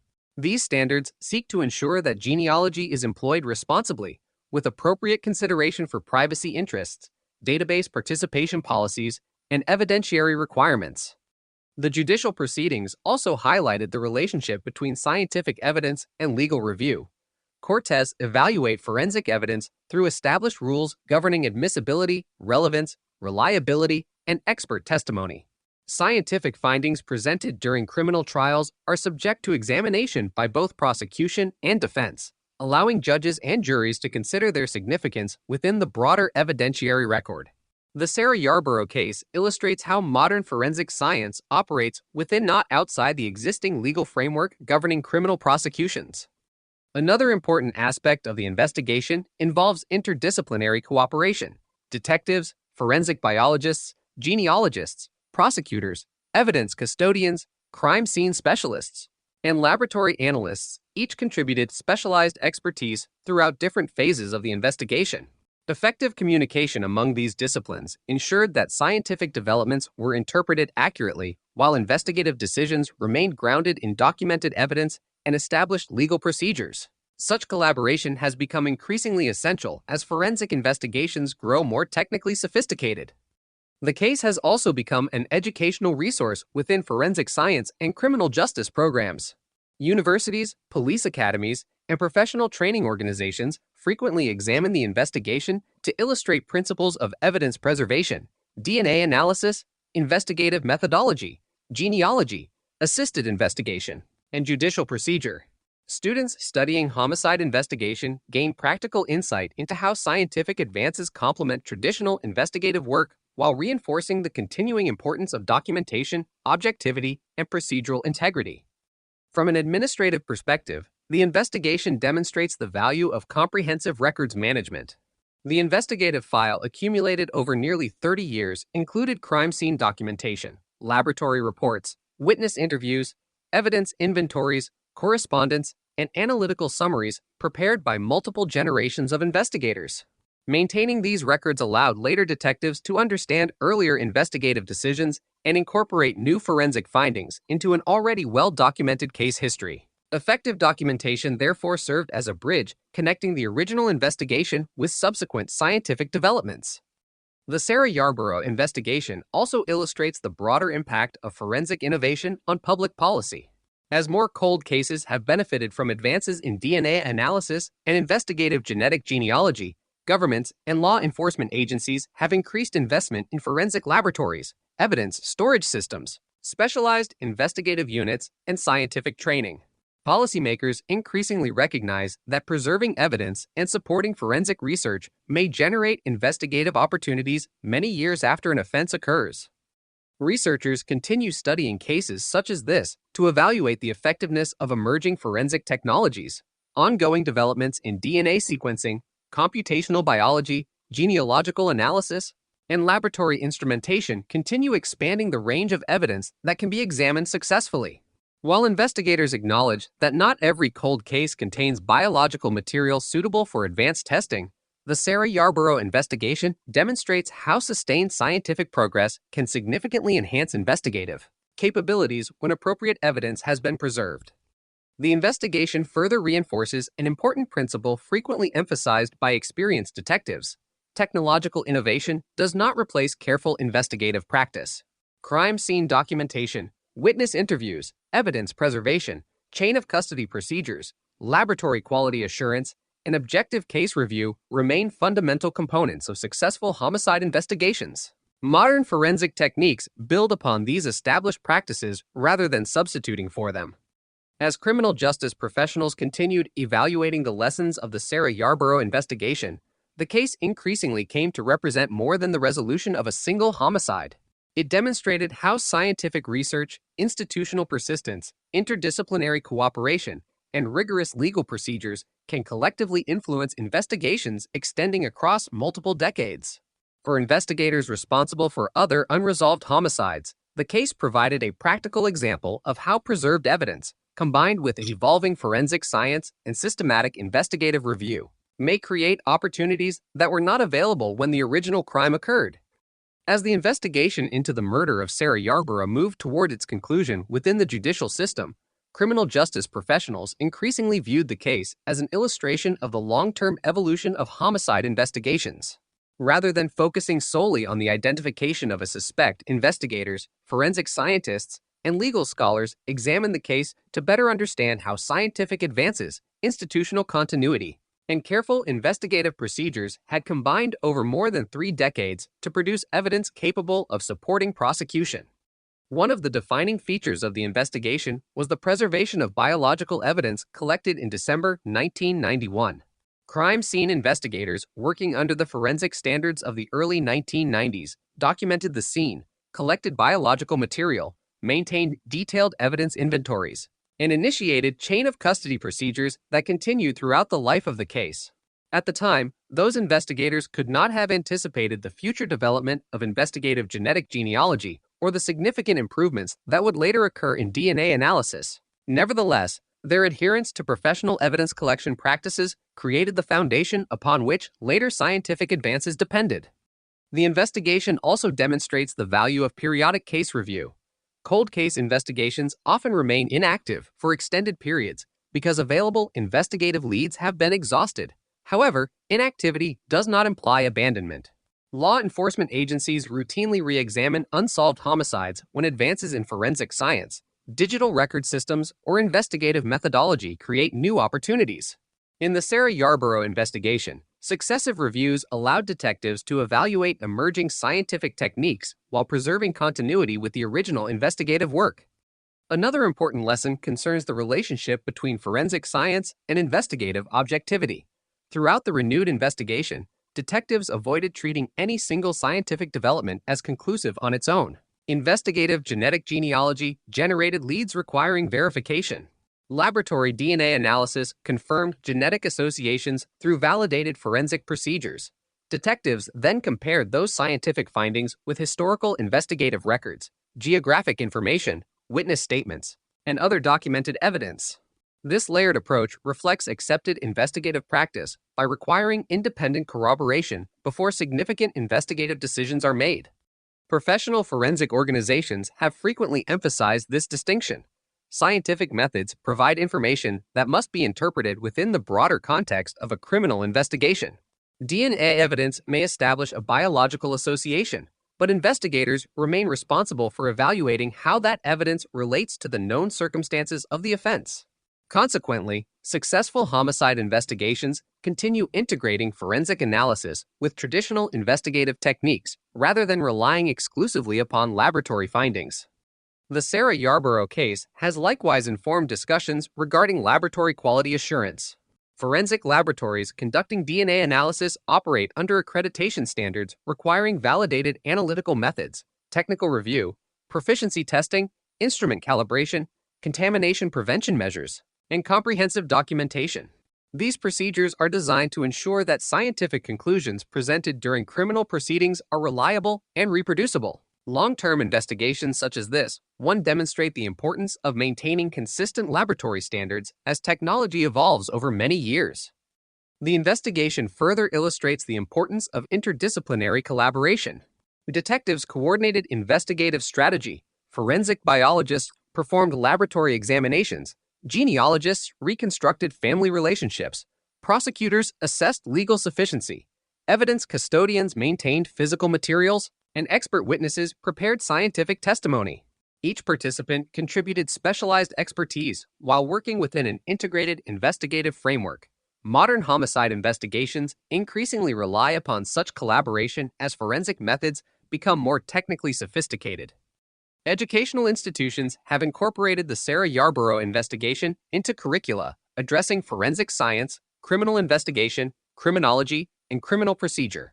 The case offers students practical examples of evidence preservation, cold case methodology, DNA technology, genealogy, assisted investigation, prosecutorial decision-making, and judicial oversight.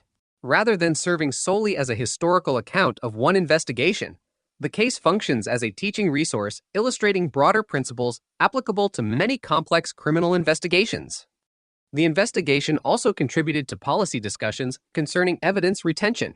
Across the United States, law enforcement agencies have increasingly recognized that biological evidence from unsolved violent crimes may remain scientifically valuable for decades. Consequently, agencies continue refining procedures governing evidence packaging, environmental storage conditions, digital inventory systems, and long-term documentation. The Sarah Yarborough investigation demonstrates how careful evidence preservation can create investigative opportunities many years after the original crime. Another area of continuing discussion involves the responsible use of investigative genetic genealogy. Since the methodology became more widely known, professional organizations have developed guidance concerning case selection, documentation standards, privacy considerations, informed consent policies established by participating databases, and appropriate legal oversight. Investigators emphasize that genealogy is most effective when combined with traditional police work and confirmatory forensic testing. The Sarah Yarborough investigation forms part of the broader body of experience informing these developing professional standards. The case likewise illustrates the importance of maintaining comprehensive investigative records. Over more than 30 years, numerous detectives participated in the investigation.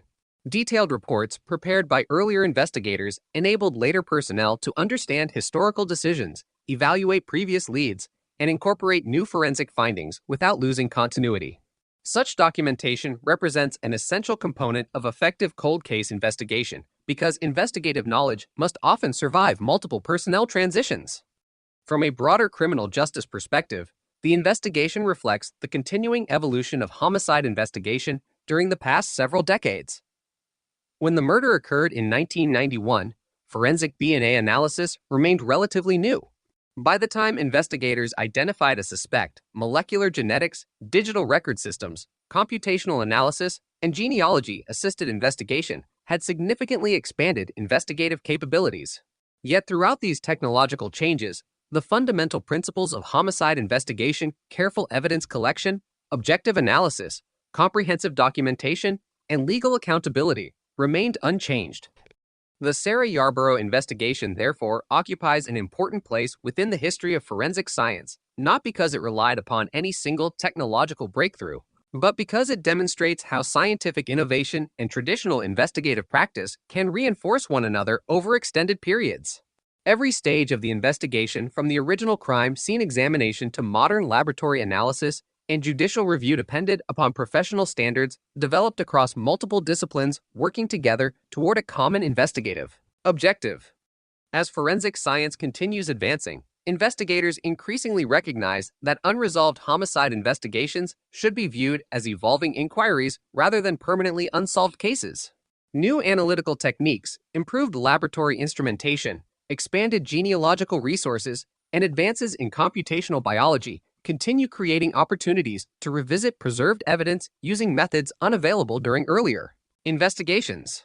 The Sarah Yarborough case remains a frequently cited example of this principle, illustrating how scientific progress, combined with meticulous evidence preservation and sustained institutional commitment, can reshape the investigative possibilities associated with historical homicide cases while remaining firmly grounded in objective, evidence-based criminal investigation.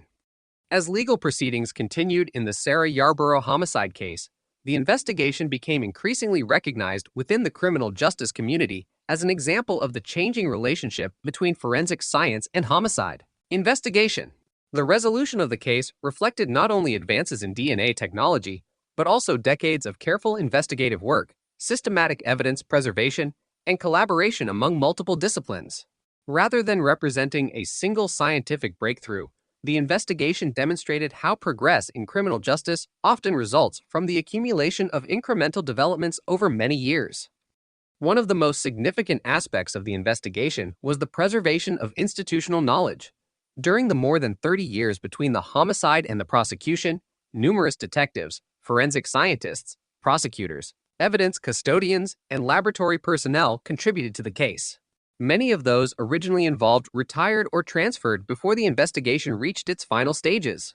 Comprehensive investigative reports, evidence inventories, laboratory documentation, and witness interview records therefore became essential resources allowing subsequent investigators to understand previous findings and continue the investigation without losing historical continuity. This continuity illustrates an important principle of major homicide investigations. Investigative success frequently depends upon accurate documentation prepared long before scientific advances become available. Reports completed during the initial investigation may later provide context for interpreting newly developed forensic evidence. Similarly, evidence inventories and chain of custody records preserve confidence that physical evidence has remained secure throughout extended periods of storage. In the Sarah Yarborough investigation, these administrative functions proved just as important as the scientific analyses performed decades later. The case also demonstrates the continuing evolution of forensic biology. Since the early 1990s, laboratories have introduced significant improvements in DNA extraction techniques, amplification chemistry, sequencing technologies, contamination detection, probabilistic interpretation, and quality assurance procedures. These developments have increased both the sensitivity and reliability of forensic DNA analysis, allowing scientists to examine biological material that previously yielded limited or inconclusive results. Such advances have transformed the investigation of historical homicide cases across North America. Investigative genetic genealogy represented another important development reflected in the case. The methodology combines genetic analysis with historical genealogical research to generate investigative leads when traditional law enforcement databases do not identify a suspect. Genealogists reconstruct extended family relationships using publicly available historical records, while detectives evaluate those findings alongside conventional investigative evidence. Importantly, genealogy serves only as an investigative tool. Confirmatory forensic testing and traditional investigative procedures remain essential before criminal charges are pursued. The Sarah Yarborough investigation reinforced this distinction throughout the legal proceedings. Scientific evidence presented during prosecution relied upon direct forensic DNA comparison performed by accredited laboratories rather than genealogical inference alone. Expert witnesses explained laboratory procedures, quality control measures, and statistical interpretation to assist the court in evaluating the scientific evidence. These explanations reflected established forensic practice, emphasizing transparency, reproducibility, and adherence to validated analytical methods. The judicial process also highlighted the role of procedural safeguards in modern criminal justice. Scientific evidence is subject to legal scrutiny before it may be considered during criminal proceedings. Courts evaluate questions concerning admissibility, expert qualifications, evidentiary relevance, and procedural compliance according to established legal standards. These safeguards help ensure that scientific developments are incorporated responsibly into judicial proceedings while protecting the rights of all parties involved. From a policy perspective, the investigation contributed to broader discussions regarding evidence retention and cold case review. Law enforcement agencies increasingly recognize that preserved biological evidence may acquire additional investigative value as laboratory science continues advancing. Consequently, many jurisdictions have strengthened policies governing evidence preservation, digital records, management, periodic cold case assessment, and laboratory collaboration. The Sarah Yarborough investigation provides a practical illustration of the long-term benefits associated with these administrative practices. The investigation also underscores the importance of interdisciplinary communication. Detectives coordinated investigative strategy, forensic biologists conducted laboratory analyses, genealogists developed investigative leads, prosecutors assessed legal sufficiency, evidence custodians preserved physical materials, and laboratory experts prepared scientific testimony. Effective communication among these disciplines allowed scientific findings to be integrated with traditional investigative work while maintaining evidentiary integrity throughout the criminal justice process. Educational institutions frequently reference the investigation when discussing modern homicide investigation. Courses in forensic science, criminology, criminal investigation, and criminal procedure use the case to illustrate evidence preservation, DNA technology, genealogy, assisted investigation, prosecutorial review, and judicial evaluation of scientific evidence. Students examining the case gain insight into the practical application of forensic science within complex criminal investigations extending across multiple decades. The broader forensic community has likewise drawn important lessons from the investigation. Scientists continue refining laboratory methods capable of recovering useful DNA profiles from increasingly challenging biological samples. Researchers examine new approaches to sequencing, computational analysis, contamination detection, and statistical interpretation. These scientific developments expand the range of evidence suitable for forensic examination while reinforcing the importance of rigorous laboratory quality assurance and standardized analytical procedures. The investigation also demonstrates that technological innovation cannot substitute for careful investigative practice. Crime scene documentation, witness interviews, evidence preservation, chain of custody management, laboratory accreditation, and objective case review remain fundamental components of successful homicide investigations regardless of technological advancement. The scientific breakthroughs associated with the Sarah Yarborough investigation were effective because they built upon investigative work completed carefully and systematically in 1991. For law enforcement agencies responsible for unresolved homicides, the case offers a practical framework for evaluating historical investigations. Evidence should be preserved according to professional standards, investigative records maintained comprehensively, cold cases reviewed periodically, and emerging scientific techniques considered whenever appropriate. At the same time, investigators must continue applying traditional investigative principles, ensuring that scientific findings are interpreted within the broader factual context established by the available evidence. Ultimately, the Sarah Yarborough investigation illustrates how the criminal justice system adapts to scientific progress while maintaining continuity with established legal and investigative principles. The evidence collected during the original investigation remained meaningful because it was preserved carefully, documented thoroughly, and re-examined systematically as forensic capabilities evolved. Advances in DNA analysis and investigative genetic genealogy expanded investigative opportunities, but they operated within a framework defined by objective investigation, scientific validation, judicial oversight, and procedural fairness. The case, therefore, remains an important example of how modern forensic science can support long-term homicide investigations while reinforcing the enduring principles upon which effective criminal justice depends. As the criminal proceedings relating to the Sarah Yarborough investigation drew closer to their conclusion, the case increasingly came to be viewed as a landmark example of the role that scientific innovation can play in long-term homicide investigations.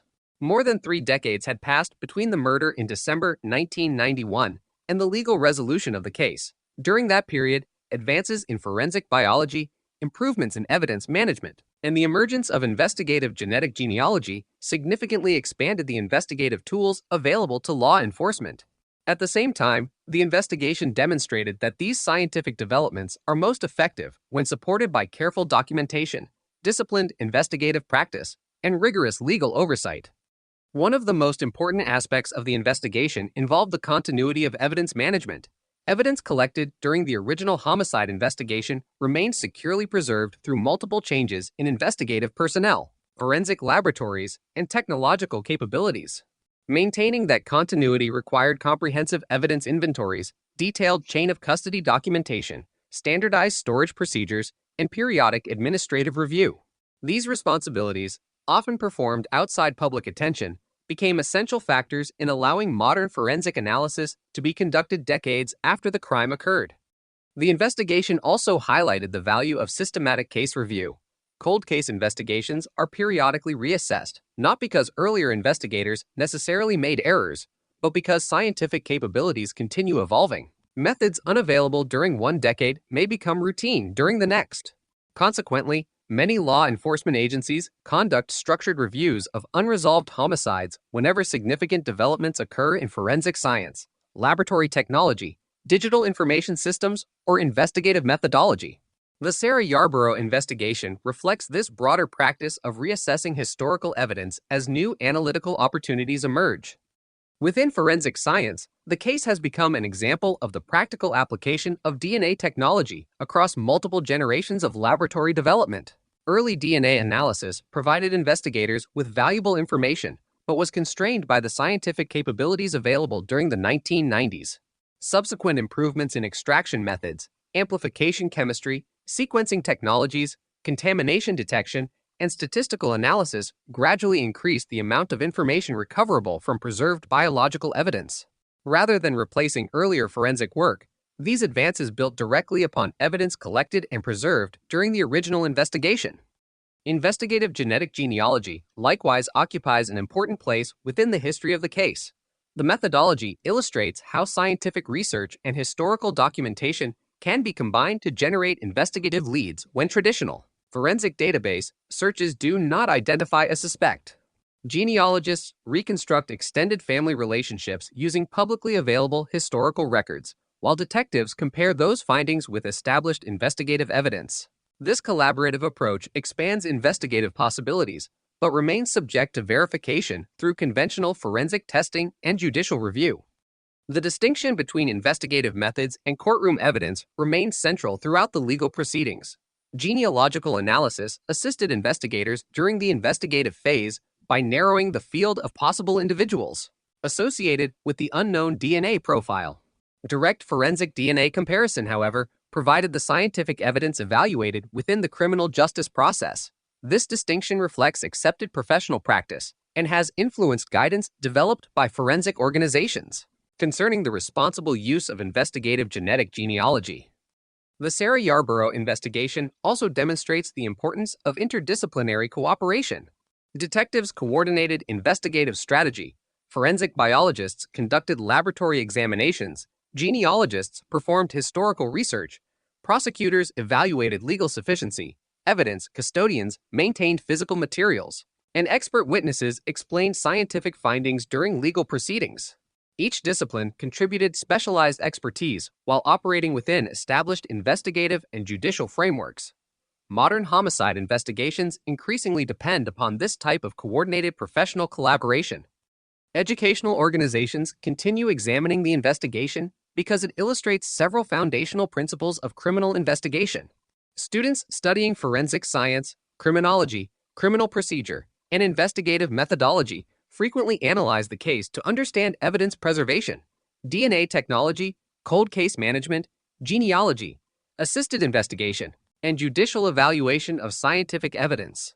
The case therefore serves not only as a historical investigation, but also as a practical educational resource demonstrating the interaction between science and criminal justice.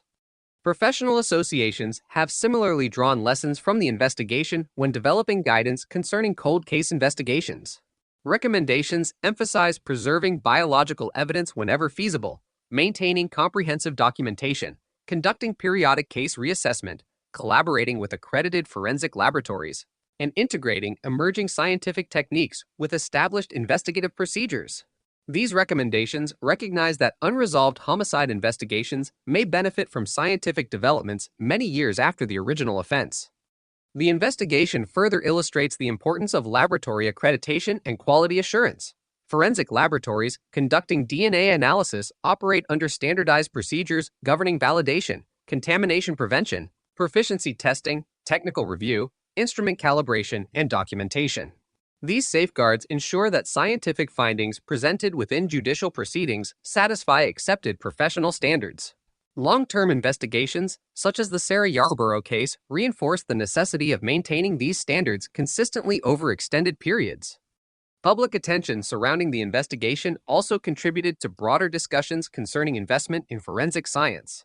Governments and criminal justice agencies increasingly recognize that advances in laboratory technology, evidence management systems, specialized training, and cold case investigative units can significantly enhance the ability to review historical homicide investigations. While scientific innovation cannot resolve every cold case, the Sarah Yarborough investigation demonstrates the value of maintaining institutional capacity to apply emerging technologies whenever preserved evidence supports additional analysis. Researchers continue examining investigations such as this one as forensic capabilities evolve further. New developments in DNA sequencing, computational biology, bioinformatics, and analytical instrumentation continue expanding the range of biological evidence that may be examined successfully. At the same time, investigators emphasize that technological advancement does not eliminate the need for careful crime scene investigation, objective analysis, comprehensive documentation, and adherence to legal standards. Scientific innovation remains most effective when integrated with these long-standing investigative principles.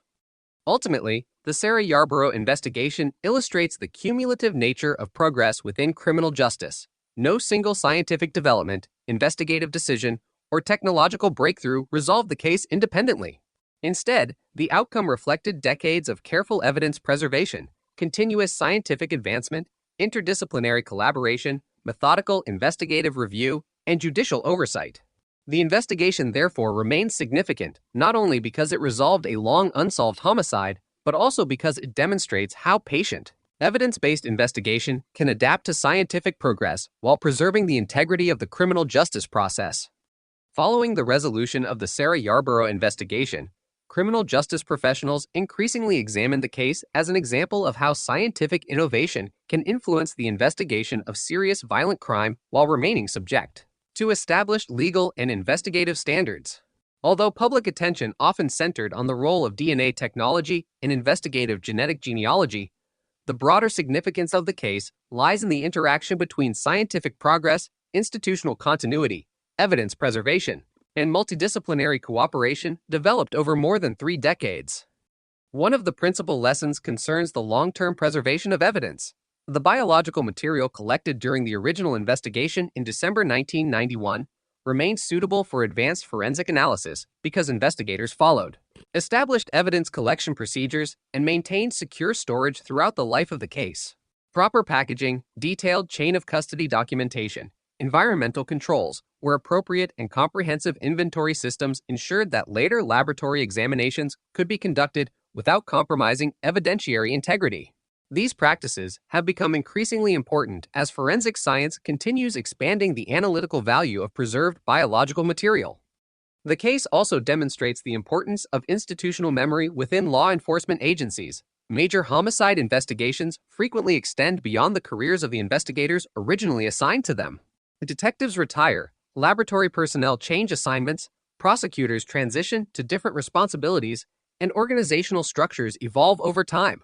Detailed investigative reports, crime scene documentation, laboratory records, evidence inventories, interview summaries, and prosecutorial files preserve knowledge accumulated throughout the investigation, allowing future investigators to understand earlier decisions and continue the inquiry without unnecessary duplication of effort. Advances in forensic science played a central role throughout the later stages of the investigation. Since the early 1990s, laboratory methods have improved substantially in areas including DNA extraction, amplification, sequencing, contamination detection, statistical interpretation, and quality assurance.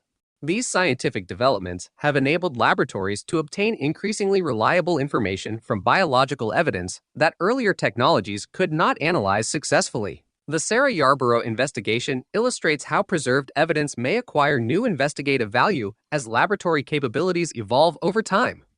Investigative genetic genealogy likewise represents an important development reflected in the case. By combining forensic genetics with historical genealogical research, investigators gained access to investigative leads unavailable through traditional DNA database searches alone.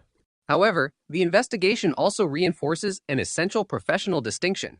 Genealogy serves as an investigative tool rather than definitive courtroom evidence. The detectives use genealogical findings to identify a potential suspect, but direct forensic DNA comparison, conducted according to validated laboratory procedures, provided the scientific evidence ultimately evaluated during judicial proceedings. The investigation has contributed to broader discussions regarding professional standards governing genealogy-assisted investigations. Law enforcement agencies, forensic organizations, legal scholars, and policymakers continue refining guidance addressing documentation, case selection, privacy considerations, informed consent policies adopted by genealogy database participants, and judicial oversight. The Sarah Yarborough case forms part of the growing body of practical experience informing these evolving professional standards. From a legal perspective, the investigation illustrates how scientific innovation is incorporated into criminal proceedings through established judicial safeguards. Courts evaluate forensic evidence according to rules governing admissibility, reliability, expert testimony, and procedural compliance. Scientific conclusions presented during prosecution remain subject to examination by both parties and independent judicial review. This process ensures that advances in forensic science strengthen rather than diminish procedural fairness within the criminal justice system. Another important aspect of the investigation involves interdisciplinary collaboration. Detectives coordinated investigative strategy, forensic biologists conducted laboratory analyses, genealogists reconstructed historical family relationships, prosecutors evaluated legal sufficiency, evidence custodians preserved physical materials, and expert witnesses explained scientific findings during court proceedings. Effective communication among these disciplines allowed scientific developments to be integrated systematically into the investigation while maintaining consistency with established investigative and legal principles. The Sarah Yarborough investigation also serves as a valuable educational resource. Universities, police academies, Forensic science programs and continuing professional education courses frequently examine the case to illustrate evidence preservation, cold case methodology, DNA analysis, investigative genetic genealogy, prosecutorial review, and judicial evaluation of scientific evidence. Students and practitioners alike study the investigation not simply because of its outcome, but because it demonstrates how multiple disciplines can cooperate effectively across an extended period. Professional organizations have similarly incorporated lessons from the investigation into recommendations concerning cold case management. These recommendations emphasize preserving biological evidence whenever feasible, maintaining comprehensive documentation, conducting periodic investigative review, collaborating with accredited forensic laboratories, and monitoring scientific developments that may create future investigative opportunities. Such guidance reflects growing recognition that unresolved homicide investigations may remain scientifically viable for decades. The case further underscores the importance of forensic laboratory accreditation. Accredited laboratories operate under validated analytical procedures supported by proficiency testing, quality control systems, technical review, instrument calibration, contamination prevention measures, and standardized documentation practices. These safeguards help ensure that forensic conclusions presented during criminal proceedings satisfy accepted scientific standards. Long-term investigations, such as the Sarah Yarborough case, highlight the value of maintaining these standards consistently despite continual technological advancement. The broader impact of the investigation extends beyond a single criminal case. Governments and law enforcement agencies increasingly invest in forensic laboratory infrastructure, evidence storage systems, digital case management, specialized cold case units, and scientific training. These investments reflect recognition that careful evidence preservation and evolving forensic capabilities may create opportunities to resolve investigations previously considered unsolvable. While not every cold case contains evidence suitable for advanced DNA analysis or genealogy-assisted investigation, the Sarah Yarborough investigation demonstrates the importance of preserving future investigative possibilities whenever evidence allows. Researchers continue examining similar investigations as forensic science advances further. Improvements in DNA sequencing, computational biology, analytical chemistry, bioinformatics, and laboratory instrumentation continue expanding the range of biological evidence suitable for forensic examination. Nevertheless, investigators consistently emphasize that scientific innovation functions most effectively when supported by careful crime scene investigation, comprehensive documentation, objective analysis, and adherence to legal procedures. The Sarah Yarborough investigation reinforces this principle by demonstrating that technological progress builds upon, not replaces, the foundational practices established during the earliest stages of a homicide investigation. Today, the investigation remains a significant reference point within forensic science and criminal justice education. It illustrates how evidence preserved according to professional standards can retain investigative value across decades, how interdisciplinary collaboration strengthens complex investigations, and how emerging scientific techniques can be integrated responsibly within established legal frameworks. As new forensic technologies continue developing, the Sarah Yarborough investigation serves as a reminder that the successful resolution of long-term homicide investigations depends upon sustained institutional commitment, rigorous scientific practice, meticulous documentation, and an unwavering commitment to objective, evidence-based investigation. More than 3 decades after the murder of Sarah Yarborough, the investigation continues to be studied as an example of the evolution of forensic science, homicide investigation, and cold case management in the United States. Its significance extends beyond the prosecution of a single case. Investigators, forensic scientists, prosecutors, educators, and policymakers frequently reference the investigation when discussing how scientific innovation, careful evidence preservation, and institutional persistence can combine to support the investigation of historical violent crimes. A defining feature of the investigation was the quality of the original crime scene work. Crime scene investigators responding in December 1991 documented the location, collected biological evidence, photographed the scene, prepared detailed reports, and established chain of custody procedures according to the professional standards of the time. Although the scientific tools available in the early 1990s were far less advanced than those used decades later, the evidence was collected and preserved in a manner that allowed future generations of forensic scientists to re-examine it using technologies that had not yet been developed. The investigation also illustrates the importance of long-term evidence retention policies. Biological evidence from homicide investigations may remain scientifically valuable for many years, provided that it is stored appropriately and accompanied by complete documentation. Secure evidence storage, inventory management, environmental controls where necessary, and continuous chain of custody records all contributed to preserving the evidentiary integrity required for later forensic testing. These administrative practices, although often receiving little public attention, proved essential to the eventual progress of the investigation. Another important lesson concerns the preservation of investigative knowledge. During the more than 30 years separating the homicide from the legal resolution of the case, numerous detectives, forensic scientists, prosecutors, laboratory analysts, and evidence custodians participated in the investigation. Comprehensive reports prepared throughout the investigation allowed each new investigative team to understand previous findings, evaluate earlier decisions objectively, and incorporate new scientific developments without losing continuity. This preservation of institutional memory represents a fundamental principle of successful long-term investigations. Within forensic science, the Sarah Yarborough investigation reflects the extraordinary pace of technological advancement since the early 1990s. Improvements in DNA extraction, amplification, sequencing, contamination control, probabilistic interpretation, and laboratory quality assurance have dramatically expanded the amount of information recoverable from biological evidence.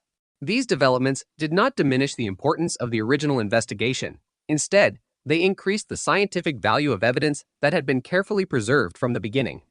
The case has also contributed to ongoing professional discussions regarding investigative genetic genealogy.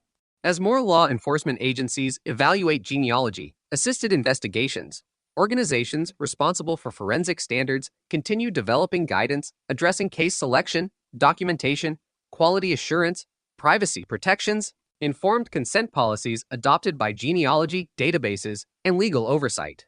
The Sarah Yarborough investigation forms part of the growing body of experience informing these professional recommendations. Importantly, the investigation demonstrates that genealogy-assisted investigation operates within the broader framework of traditional criminal investigation. Genealogical research generated investigative leads that required independent verification through conventional police work, forensic DNA comparison, documentary research, and legal review. This process reinforces the principle that scientific innovation complements rather than replaces established investigative methods. Detectives remained responsible for evaluating all available evidence objectively before prosecutorial decisions were made. The judicial proceedings associated with the investigation further illustrate the role of procedural safeguards within the criminal justice system.